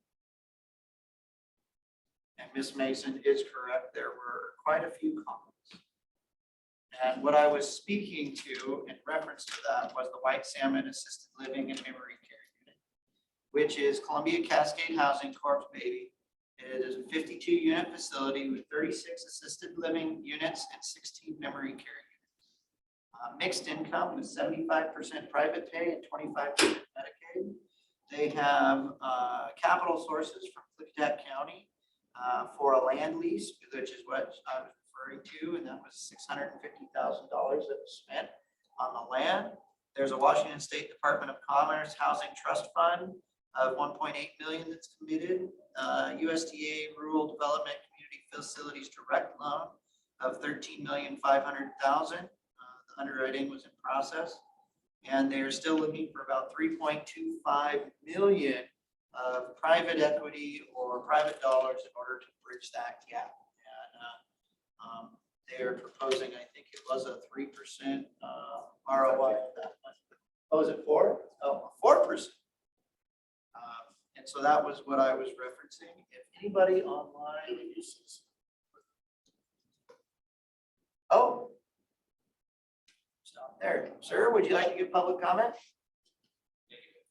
Okay. Thought that might spark some conversation. Is there anybody online who would like to provide public comment? Unmute yourself.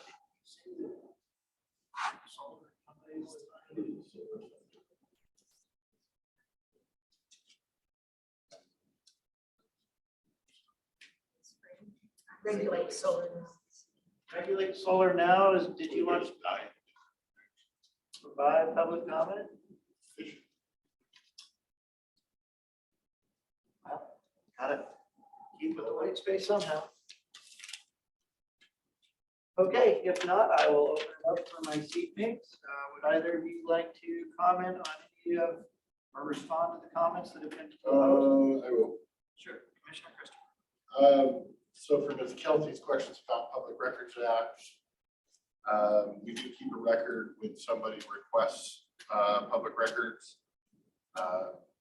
we are now trying to advise our staff to keep track of the, we don't use the term man hours, but people hours it takes to fulfill said record request, because that's going to factor into the dollar amount of the records request.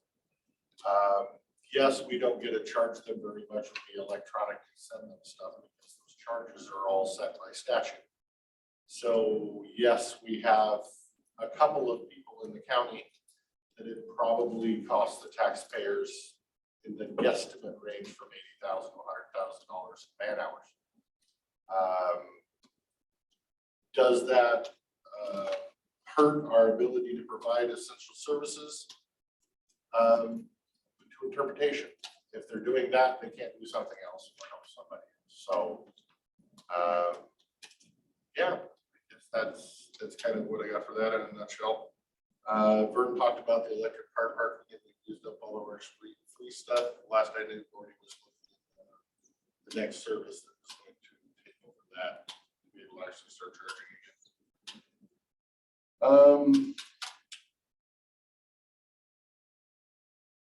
And that's all I will do at this time. Mr. Sutter.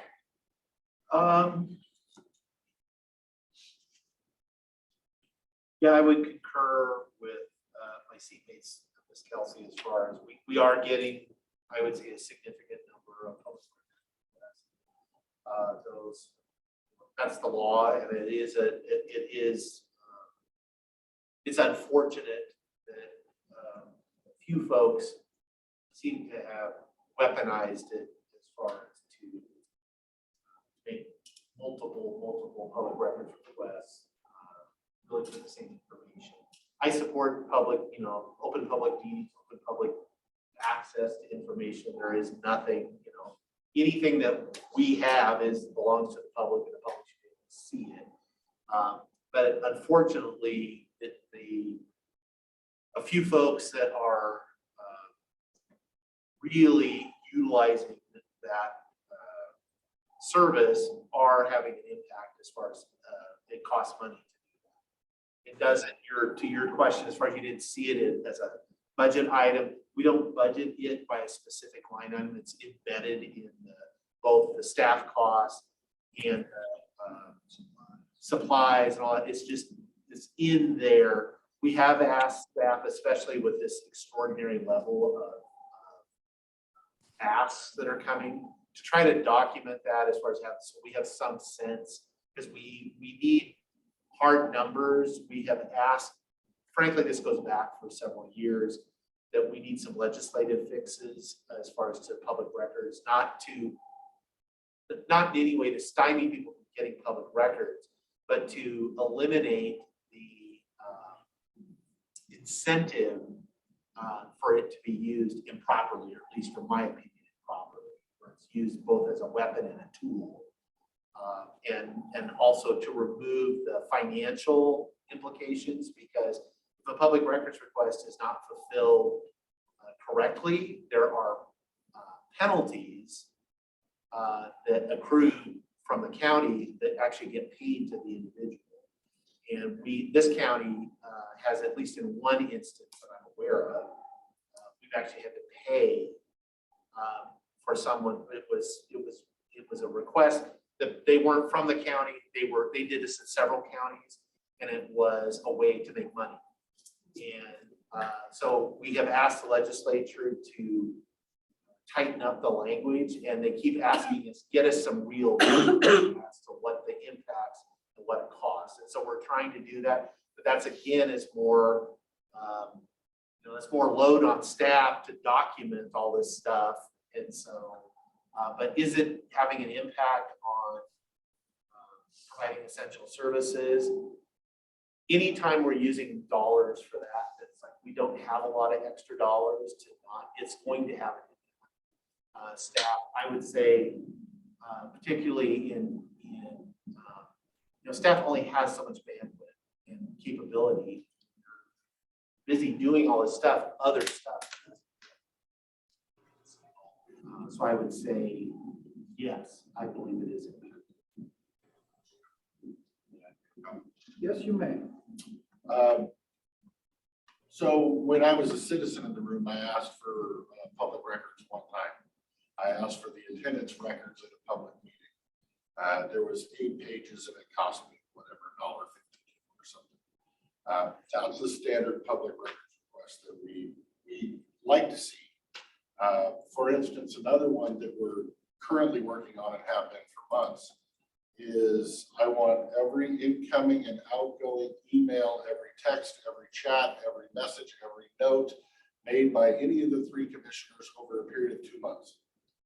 Can you imagine all the time to scan all those emails and send them? Which they're all just basic. I mean, a lot of them are just trash.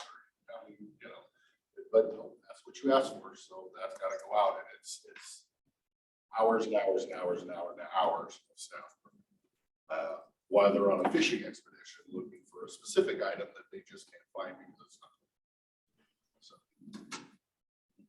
it's not. Not a fault, new topic. I didn't want to leave Mr. Harpole out as far as on the Highway 14 congestion.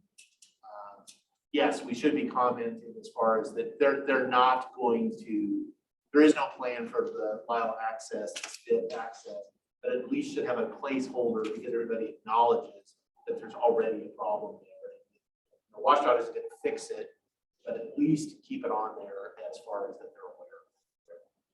Do you know, Commissioner Sauter, have there been accidents there? That's At how the Wash, crossing, when I deal with WashDOT, we fix it, but you can't show us there's been accidents. we want to document. And we need documented accidents. The primary one that I've dealt with forever is you right here's got all kayakers, you've got everybody walking across, you've got a different thing. And I just say, until somebody, They have all the documented car accidents, what at the mountain work or whatever that is. And they still have old highway. They put up lots of reflectors. that was what Which actually has. and if you guys don't mind, I'd like to finish off because you guys sucked all the air out of the room. Sure. So I would like to just respond to Rasil.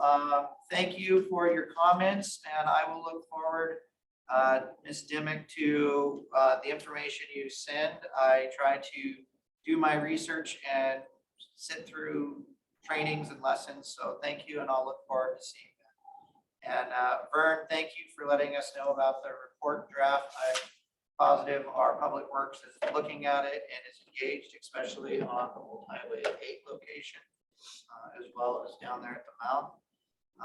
And then I think I responded to Lynn's. Yeah. So that's all I have. And we did use a little bit of time, and I have one last person. Tracy, would you like to give public comment? Yes, I would. Good afternoon, sirs. So my comment is in regard to the description of what now is in today's minutes are the mental health first responders is what it says. And I am asking about the first responder definition for these jobs. You know, the proclamation for the 911 dispatchers were made by Klickitat County in March of 2021, claiming that the 911 dispatchers were first responders. And the BOLI and the Oregon's, or not the Oregon, but the occupational safety and I can't remember what it's called, but administration says that first responders are people that are actually on scene, that do scene size up, and they do triage on scene, that they're actually not people that sit in an office and take phones. And I'm not trying to discredit their job. I know it's important and they do a great job. But when those occupational health job descriptions become broadly used as mental health first responders and 911 dispatcher first responders, what happens is the grants that the federal government give out for first responders that go to the scenes are then available to anybody who has a designated first responder classification. And so I question the reasoning for that and the benefit for the county for documenting a state job as a first responder when the federal government and the BOLI does not. So, any comments? I'm looking at the agenda right now, and it designates the county's crisis responders. It does not say first responders. And it gives an RCW that goes on. And if you read the RCW, it's for people that go out to the scene of correction, people that are on correctional probation or something like that, that become violent. Well, if that's an RCW though, that's a state law, not me. Well, I was referring, I don't have that page open in front of me, but I was referring to that law that was referred to in that document for the mental health first responders. But by just saying mental health first responders, doesn't that mean that every mental health person occupation out there is a first responder in Klickitat County? I would have to say that since it was the state that made the rule, you'd have to ask the question to the state. I didn't do it. I don't know what their mentality was. So where's that rule located? We will have to get back to you, so. Okay, we usually don't thank you. do Back and forth. Thank you, Tracy. Yes, Lee? The resolution on the consent agenda actually is designating those crisis responders. It comes from comprehensive health. And those are their employees that they're designated. That's a state requirement. That way they respond to folks that are in mental health crisis. That's where that comes from. A lot of them are in our jail, yes. That's right. But they can respond in the field with officers requesting. Hearing none, we are going to close public comment for the day and move into public hearings, public bid meetings. We're going to open the public meeting, consider an additional 6-month extension to complete all conditions of approval for short plat SL 2019-23. Applicants are Kinsey's Country Place LLC.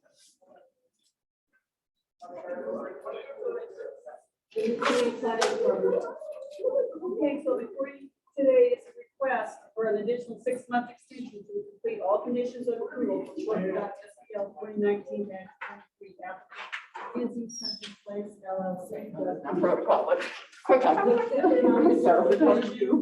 And short plat ordinance 122082 allows for 1 year from preliminary approval to prevent all conditions required and coming for final approval. An additional 1-year extension can be granted if requested by the applicant.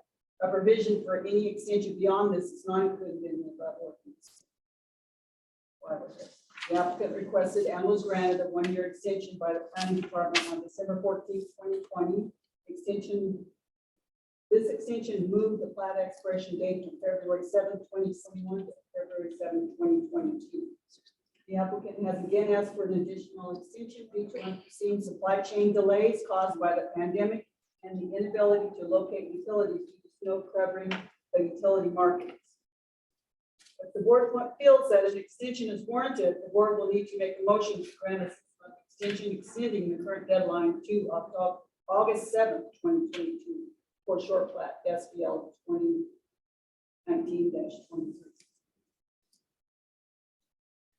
Any questions of staff? Just one, as far as what do they have left to do? I mean, I noticed in their email chain, they were talking about the as-built locates, which to me sounds like they're as-built, they're already built. You just need to get them. Yeah. The And final, I would so it's assume- really, I mean, it's not like there's much I left think to they're do. pretty close to being done, just final steps, but just trying to meet this February 7th deadline was possible. Because of the snow. And so I said, we have to ask for extension for the meeting. So the road, I remember them in there working on the road and it's all complete. I couldn't tell you that for sure, the status of the road. I believe that we're looking at the final portions. Usually the last details are the road improvements and signing off on the road. So whether they've been inspected and approved.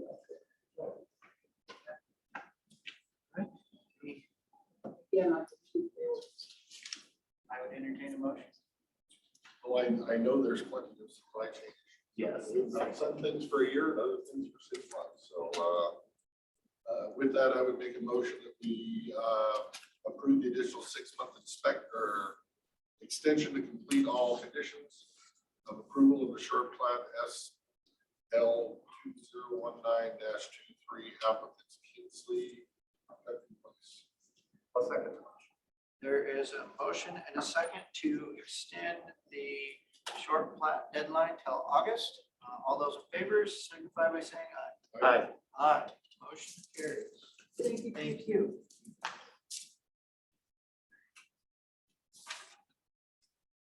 All right, we are now going to move to West District Court Judge Jeff Baker and East District Court Judge Rick Hansen for a discussion concerning the changes within the adult probation department. Come on forward. We can hear you. All right. Mr. Chairman, it looks like Judge Baker is on. Okay. Are you there, Judge Baker?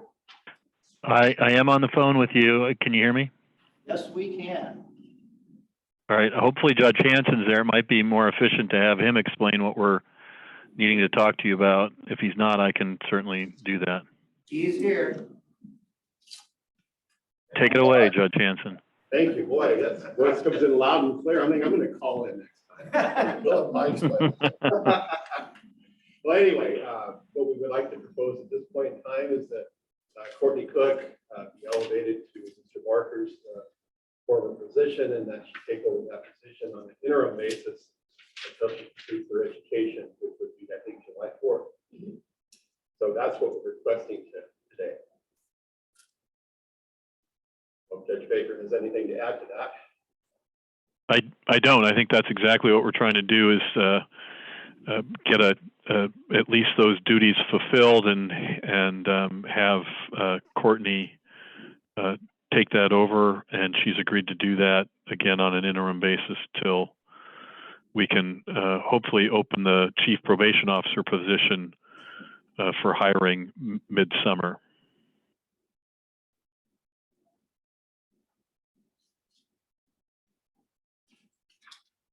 Teammates, any questions? I have a concern. Opening the chief probation officer midsummer, I don't believe will keep you under budget.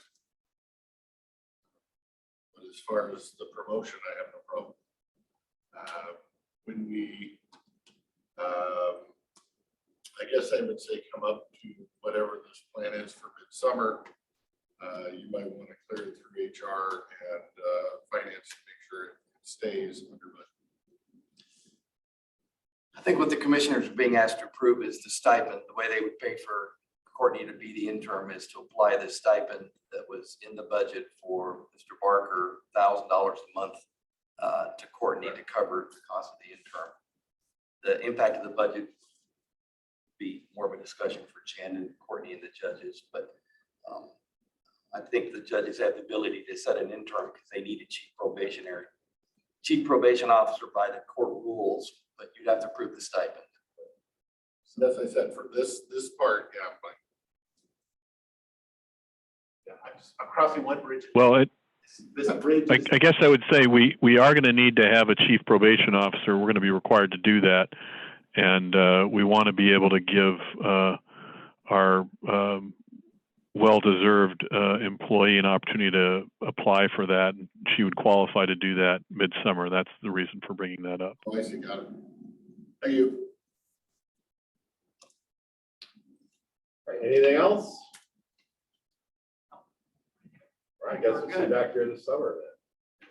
Thank you. Let's hope to have it all worked out before. Well, Congratulations. Yep. Yeah. I guess. Yeah. Careful what you wish for. I look forward to working with you. good answer. Yeah. Thank you, commissioners. Thank you, Mr. Baker. All right.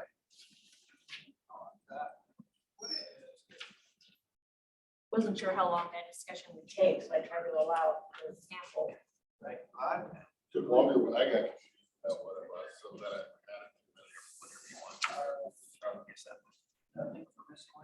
board pending issues as determined by the board. You guys have the board pending today since we just opened up our schedule quite a bit.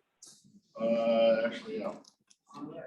Clarification that I believe was clarified. We said or months ago that turned out that it wasn't clarified. That we decided at first, after we said about Thursday workshops, that we decided to not Zoom on Thursday workshops. Well, the not Zooming part, there was question on whether that was actually there. So to make it official, we have a conversation on whether we're Zooming Thursday's workshops. My recommendation would be to not. But keep them open to the public for anybody that wants to show. Yeah, I would concur as far as I can look at, I mean, workshops are generally the board working with its staff. With no actions. Those, anytime the quorum of the board meets, it's a public meeting, always has been a public meeting.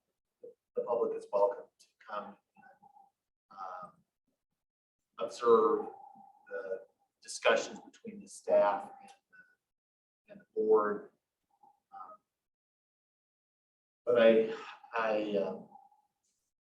agree. I mean, it's this new world that we want to have all this transparency. I don't believe it wasn't transparent before. I think it has. It's just more. It used to be workshops as well. We didn't actually have staff. We didn't have support staff, clerk, the people in here during those workshops. Because there was no support that was needed because we were just having a meeting with the staff as far as to work through things. So that there is an added burden since we've done that, because if there's no difference between a workshop and a business meeting, that's how we're basically treating them. They're not the same thing. One is more or less one. I don't see the purpose of it. My hope is that it will free up staff to be able to do other Filling public records. They might have more time to either deal with said public records or get some of their other $1,900,000 jobs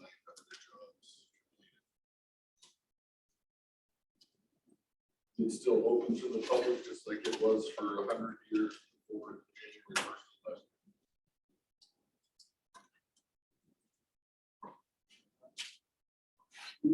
Yes, sir. You need a motion to that effect so that when we advertise on the agenda. Would not be a bad idea to make a motion on the record. Either you want to make a motion? Oh, sure, I'll take a shot at it. I would make a motion to again return to not live streaming our Thursday workshop sessions with staff. Or recording. Or recording. They, of course, will still be open. Let's do it offline. In person. There's a motion and a second to not record or Zoom Thursday workshops. Further discussion? I'm really conflicted on this one personally, because it takes me an hour and 15 minutes to drive to get to this building, the west side. And so it's a lot more difficult for people within District 1 to come up here for workshops if they do want to sit there through it.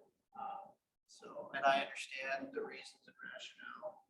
I also understand why people, we are creating a huge amount of public records. We are creating a huge amount of data that we're having a hard time storing. And so I'm trying to weigh that personally. I would also add that people that are hopping onto a Thursday budget workshop, trying to get involved or understand a 4-inch thick budget binder via Zoom, and they can only understand every third word. All they're doing is getting that information. They probably should. If they really care about a budget, they need to sit here in the room front of them and they would actually understand what is going on. Versus assume what might be going on based on. I would think it would be better for those that actually want the knowledge. Mr. Chairman. Yes. I don't think it's unreasonable for the board and staff to use that Zoom capability as a tool for participation when it is necessary for one of the participants not to be able to physically be here. I mean, it's a tool for the county, for the board. I mean, yeah, that's the other one that's hard for me is, you know, we're all going different places and doing different things this year, going on vacations like everybody else. And if I'm in Florida, or seeing my aunt or something, and we have a Thursday workshop, I don't mind working during my vacation. I missed one meeting last year because I don't want to stay up to date. So I'd like to be able to be in those meetings. So that's kind of I guess, any further discussion? All those in favor signify by saying aye. Aye. All those against? Okay. Motion carries. All right, that's fine. Thank you, Jeffrey. Guess you won't be seeing me on Thursday workshops.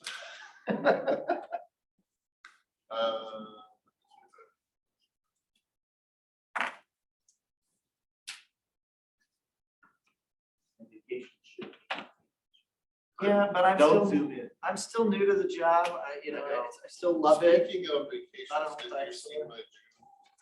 Did you change it?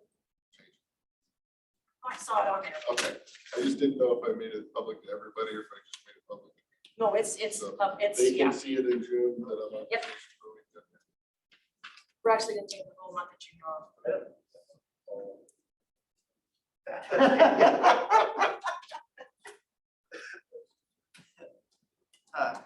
Request, I guess I'll just. Denied. Yeah. Okay, you have any further pending issues, Mr. Christopher? Not at this time. Okay. Well, do you have anything, Commissioner Sawyer? Okay, I have one thing that I'd like to discuss, and that is, since we have been in. Come back. I will come back. Thank you. Since we've been under the governor's emergency orders, that gave us a lot of latitude with things like electronic signatures. And this was brought up a while ago about, it's not very difficult to allow electronic signatures. We just have to write a policy to do it, if I remember correctly, according to the. And that is something that, you know, I hope that we will be out underneath the emergency proclamations very shortly. And we will go back to business as the new normal. But I would like to front run that by getting a new electronic signature policy in place, and wanted to speak with you as well as ask the prosecuting attorney if he's in favor of that and whether we want to move that direction. Thoughts? I mean, yes.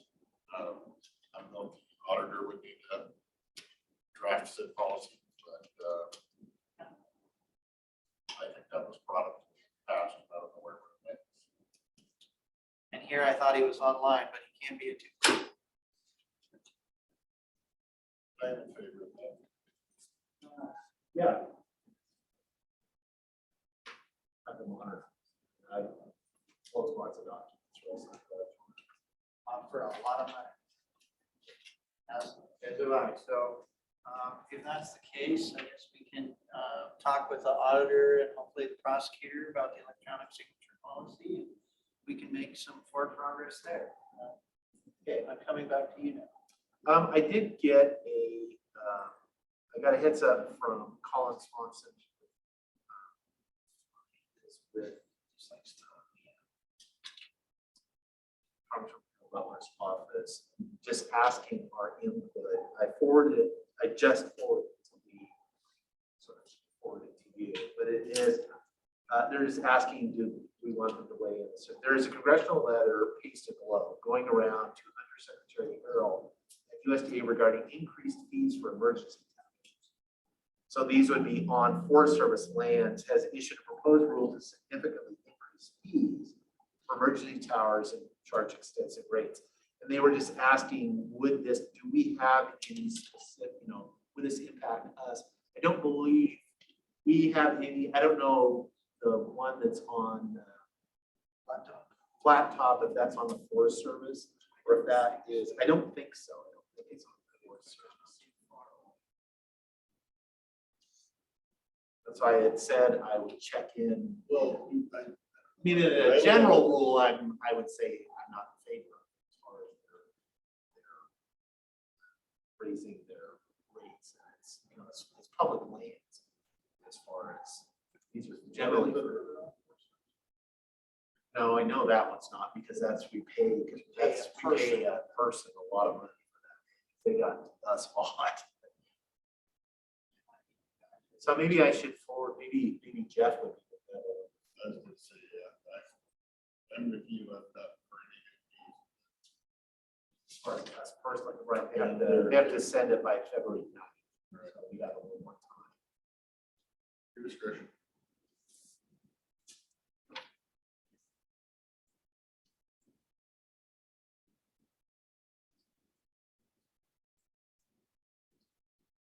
I think it's so general, we're not directly.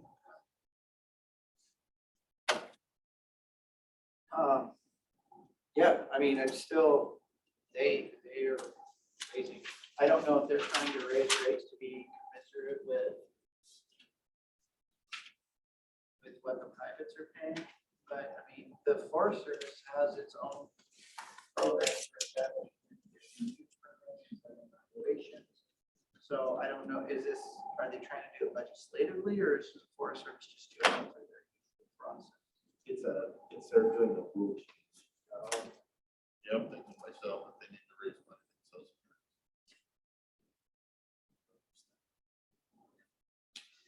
I have nothing to say right now. Keep my mouth shut.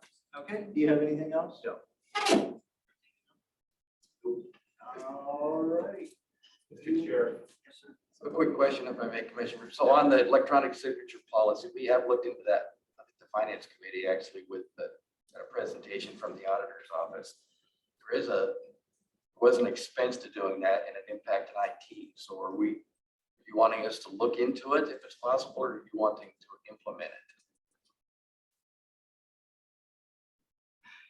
Everything comes with a cost. Everything comes. Because we did meet with one of the major e-signature and looking at based on the number of signatures, the number of documents, and it was pretty complicated, and it was. Did we also look at Adobe Acrobat? Everybody who has Adobe Acrobat Pro can do their own electronic signature.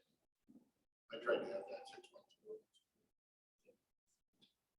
I mean, I can't recall the whole discussion about if that works on an enterprise basis, but I mean, it was more complicated than I think we thought initially. So obviously we'll look into it or do what you ask, but even Adobe Pro has a cost. It's fairly expensive software that we cannot give to every employee. Right. I guess I would say with that, whatever recommendations I recommend. I would like to hear another presentation on costs and performance and all that kind of stuff. And I would pull whatever I gave for myself until I hear it. So my Adobe Pro, I can just do that. I think I could do it 1,000 times. It doesn't cost me. But I don't know how many Adobe Pros we have out there. What's the cost of giving everybody Adobe Pro? Well, and I don't know if it needs to be for everybody. Everybody needs it. Well, that's part of the discussion we were having is, is it for paying bills, for time cards? Who's it for? When's it used? What's the application? So. Like the time cards and all that. I think our new financial software should be part of it.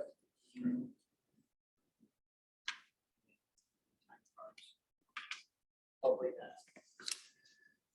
Yes, I guess we'll send it back to the finance committee to have further discussions and work with IT.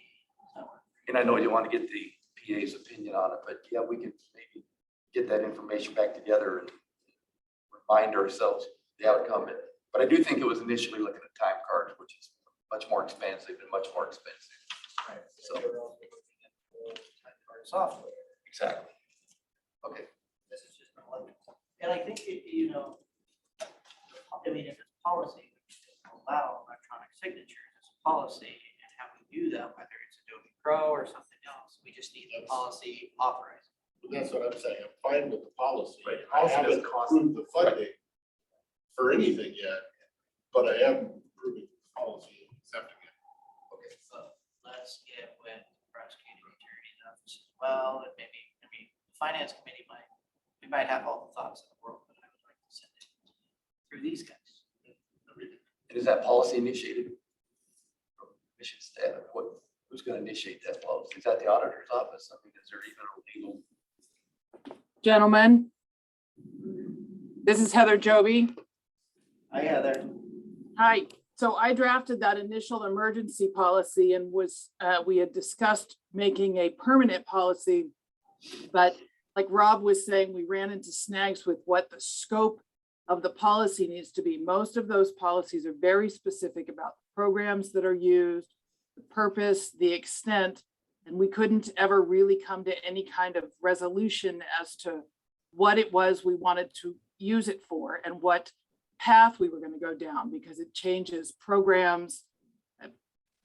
There are nuances that have to be worked out. You can't just have a policy that says, well, we're going to accept electronic signatures.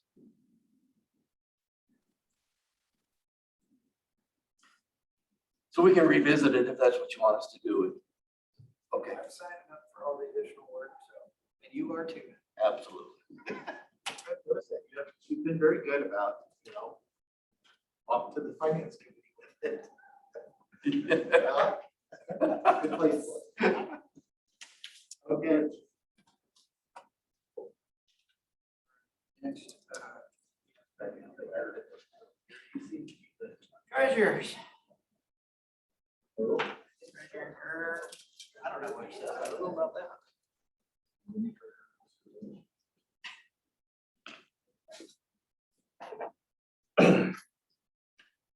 Afternoon. Yes, there was a lengthy conversation with that in the finance committee, so we will resurrect that. In our last discussion last week, we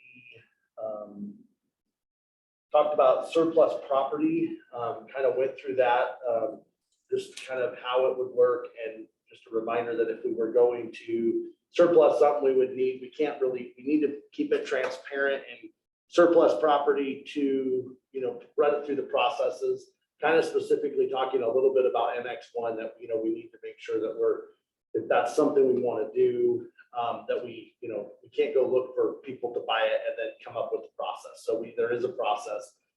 During the discussion we had, and so much has changed in just 3 days because I've talked to Gordy, and one of the things that I walked away with was to get with Gordy and talk about some ways to do it through a surplus sale with some reserve bids, and then Gordy and I had some discussion. So we're going to need some more time to do something with that. So he and I will get together because we came up with some other ideas as well. But as far as for Annex 1, it was discussed, maybe doing surplusing the property, putting it out there and putting a reserve bid of $272,000. And if we didn't get there, then nobody was interested.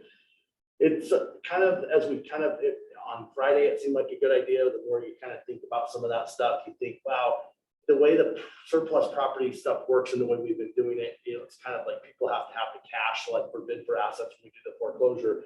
So if there was some kind of funding or something that went along with it, which it could need something like that, maybe a request for proposal might be a better kind of some way to do it. So we just need more time to look at different options and talk. One thing we did agree with that we would not want it to go into we would want it to be its own auction or own forum by itself as well. So we did do some, Gordy and I kind of talked about some things, and we didn't really get anywhere to present anything today to have because there's just not enough, too many pieces with that. So we're going to continue to talk about it. We've been going through some of the other buildings and different things recently, so we've been spending some time together, and so we're going to noodle it over. But we did go through that. We had a discussion at the finance committee regarding just surplus in general, that if it's real estate, we need to go through and surplus it and put it out there or something like that. We can't try to find a buyer and then go, we need to really follow the process. And that was where we had the discussion.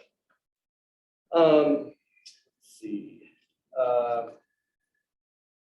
We talked about the resolution for the White Salmon property will be on next week's consent agenda. So we have that all set and ready to go. And so that's ready. So we'll be able to finish that. That was a tax title property that the board agreed. And so there's a resolution finalizing it. And I've talked with several City for the stairs. for the city, for the stairs, the dock grade piece that we've had.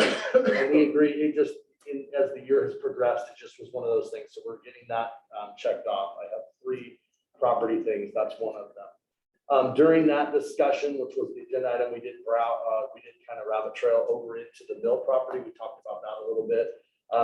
But my office has been doing some work into that, trying to figure out, that is another piece of tax title property. And we are close. We are waiting on a little bit more information.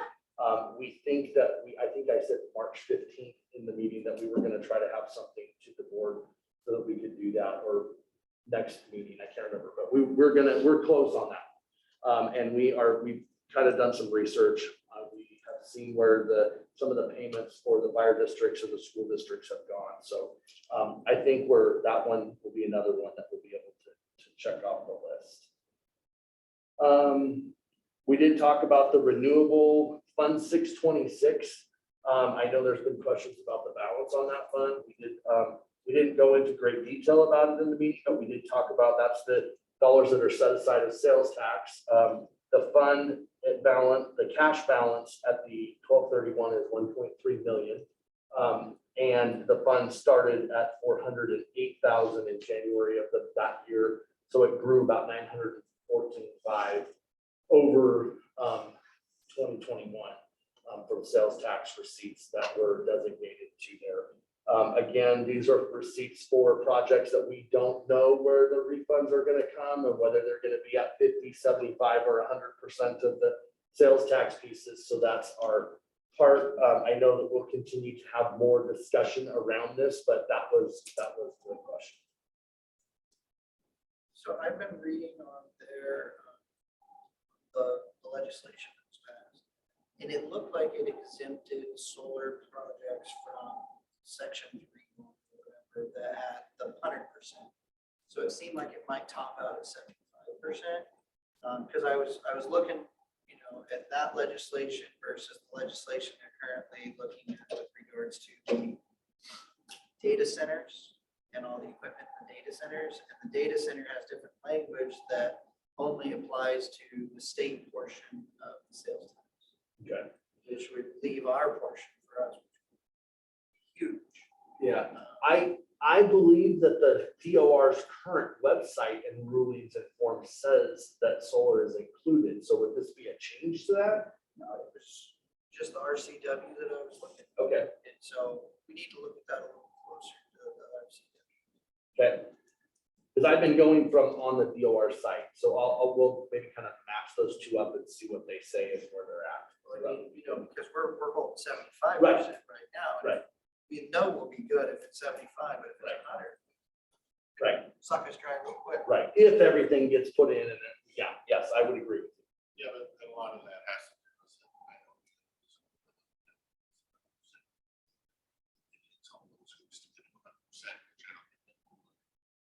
So, but I will think, and I think I said that before, the reason it was set at 75%, that when that fund was originally set up, that was the maximum. And so we were like, to be extra careful, we like set it at that way at the end, it's, when they don't, because we had, at the point when 75% was the maximum, the projects that came in that they're not every one of them got 75%. And so there was a balance built in there. But that is the concern. So it would be nice to know, because if now 100 is the potential, are we comfortable with just keeping it at 75 and kind of playing the odds? Because it won't ever be 100% of 100% of the project. And remember, we didn't have money set aside for we didn't do any reservation of the PUD landfill gas transition. burned up some of So that burned up stuff. We some of didn't. that we Right. had. Right, so we did not have to tap in and reduce sales tax when that happened because we did have a reserve, so. We just have to balance all that. And the auditor said that she was going to circle back with Public Works on the state audit piece. We had a discussion about that, so she's gonna work back with Gordy, and I think she said she was gonna work with Nick at the SAO, and they were gonna try to get a meeting together or something, but Brenda she brought up that she was going to work on that, so that is something that she's gonna coordinate with SAO and with Gordy so that they can get some discussion and kind of figure out that part, because I know there was some discussion around that piece of the ER&R audit. I brought up these reports and had said, is it good for a treasurer to come over and report, or, did the board want to do that? Or have the board chair report back to the group? We had a short discussion, but we decided we would continue doing it this way, that, we thought it was good open discussion and everything like that. And Jake thought this was a good format. So we're going to continue doing it the way we've been doing it. So we did have a brief discussion about that. And then I did let the group know that in my office, I have 2 ladies that are going to be on maternity leave starting April 1st, and then 1 in May. So we're probably going to be a person down pretty much for about 6 months. I have kind of started, I mostly wanted to just let you guys know that that's a challenge that we're going to face over there, and we're going to look at different options. And so one of the options that we're going to look at is trying to maybe get a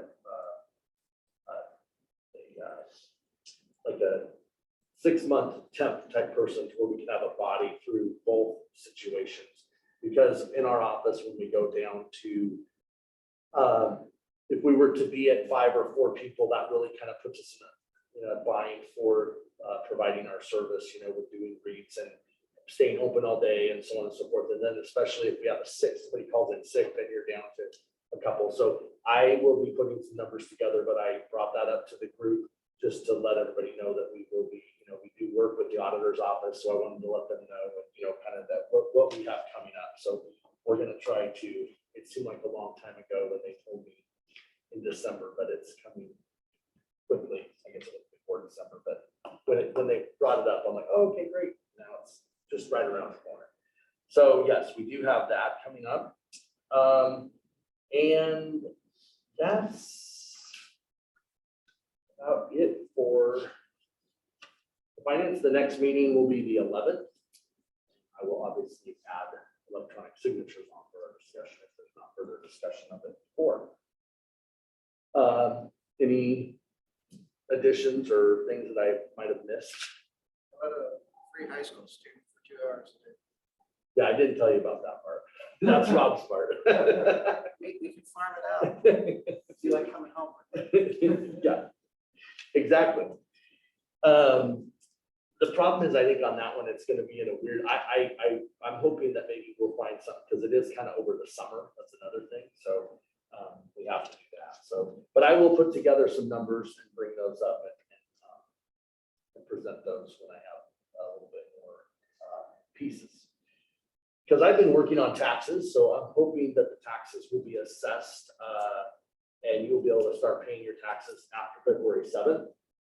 We're pretty close to getting everything dialed in. We're just going through some final revisions. Again, we won't mail the tax statements out until the end of February, the first week of March. We usually mail them out after the big rush. All the big counties use the printer for the middle of February, so we kind of go in that next wave. So that's exciting. I know people aren't overly excited about that, but Anybody ever pay their taxes before they get that? oh yeah, because short plats, all of that kind of stuff that goes on. It is, yeah. So we actually do get a lot of folks that do, for some reason or another, or, I mean, there are folks that are ready to do, for some reason, or real estate transactions, maybe they're getting ready to go that where they're gonna be paying the first half, so then they want to get those taxes taken care of. I pay mine on it. It just makes me feel better once they're assessed and we can start collecting. It's a nerve-wracking. I know, we can wait for my.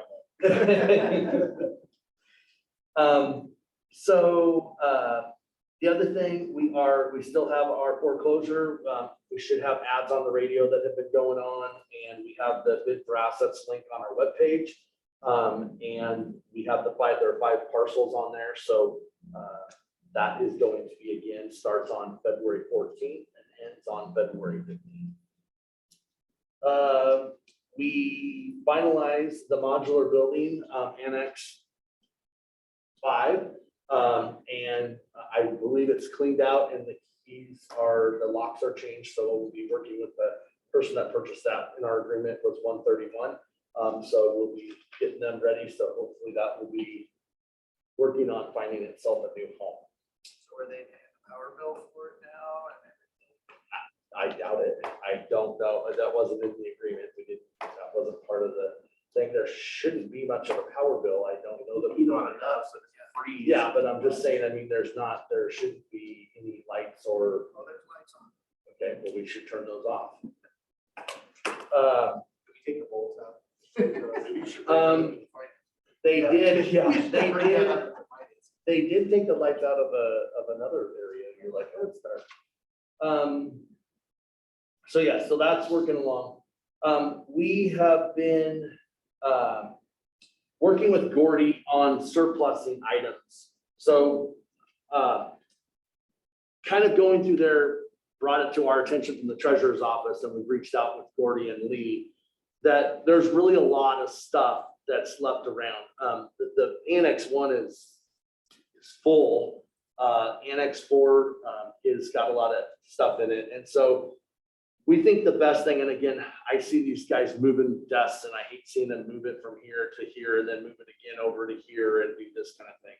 So we've really worked in the last probably 15 days trying to figure out what the fastest is that we could do a surplus sale. We think that the fastest we can do it is to have a surplus sale on March 24th and 30th through the 30th. It will be online. We will take pictures. We'll probably not have a viewing of everything. We're taking pictures of everything put together because the desks aren't gonna, the thing with not having a viewing is the desks aren't gonna be together because they're having to be taken apart to be taken out. So they're really on a pallet. So we're taking pictures of everything. Do you have a question? No. Oh, okay. We're taking pictures of everything and trying to get an inventory of everything. We're gonna get that to Lee. Our goal is to get it by Wednesday night or first thing Thursday morning of what all is out there to be surplus. So that next week she can set a hearing to have a public surplus for the 24th of March. A public hearing on March 8th, excuse me. And so that we can get some of this stuff gone. Gordy has gone through with his crew and identified the trash, things that just are broken that really are not surplusable. But there is a lot of desks and a lot of filing cabinets. We have tons of filing cabinets. So, we're not sending an email out to everybody trying to get all the pieces and bring everything in. We're just really trying to clean up these 2 buildings so that we can get stuff gone so that he's got less stuff to have to work around and our people are moving it to her. Because in the beginning, we were really thinking, oh, we could stage it at the fairgrounds and try to do something. But all we're doing is a lot more work trying to, and I agree with you. And so, right. So we got to haul it within somebody's truck. Right. So this stuff, we were just trying to put it into Annex 1 and Annex 4 so that we would be able to, one of the things that we learned on doing the public. Pile it all in Annex 5. The one that's leaking. Yeah, there was a lot piled in there. We've taken some of that out. Yes, we could have. We did leave some shelving and things in there. But so we are really working hard on this. I think it's gonna help Gordy's guys out and not having to move stuff around and try to get rid of some things. I don't think we're gonna get rich doing this, but we're gonna at least get rid of some stuff that actually does have some usable life left in it. And, we're gonna put it out there and we'll see. And I'm not saying we're gonna make $30 or whatever on a chair or whatever, but we'll also get it hauled off. And if somebody has a need for it, then great, it can go be used in its second life and it will hopefully be a good one. So that is one of the things that we're really working on because we think that that's something that we got to do to help Gordy out and everything. Because I just think we're just moving stuff in a circle and it's like, I don't think we're gonna make any money on them, but might save some back. So. and just kind of get it moved out and do everything. So we're not gonna do a viewing, because we'd have to then manage it, have people, and it would be really too difficult. But we're really trying to take a lot of pictures, take some measurements, and do that kind of thing. And I don't think people are gonna be spending so much that they're gonna be out a bunch of money if it's not 100% exactly what they're wanting. But we'll do our best to do that. But we think that's in the greater good. So we've been working with Lee, and thanks for Lee. We really ratcheted this down, and I think this is about as fast as we can do it, checking all the boxes to advertise the public hearing and get all the pieces. That's really a large portion of what's so difficult, is trying to get the public hearings and the advertisements to be able to get out there and get it advertised to the public. So you actually have somebody who's going to go bid on it. So anyway, that is one of the things that's new and exciting. And actually that's it. I got the taxes, the surplus sale, and the foreclosure. So those are the other items that we had from the treasurer's office. Any questions? Questions here? Okay. Thanks very much, Well, sir. thank you, gentlemen. Right, moving on. Prosecuting attorney.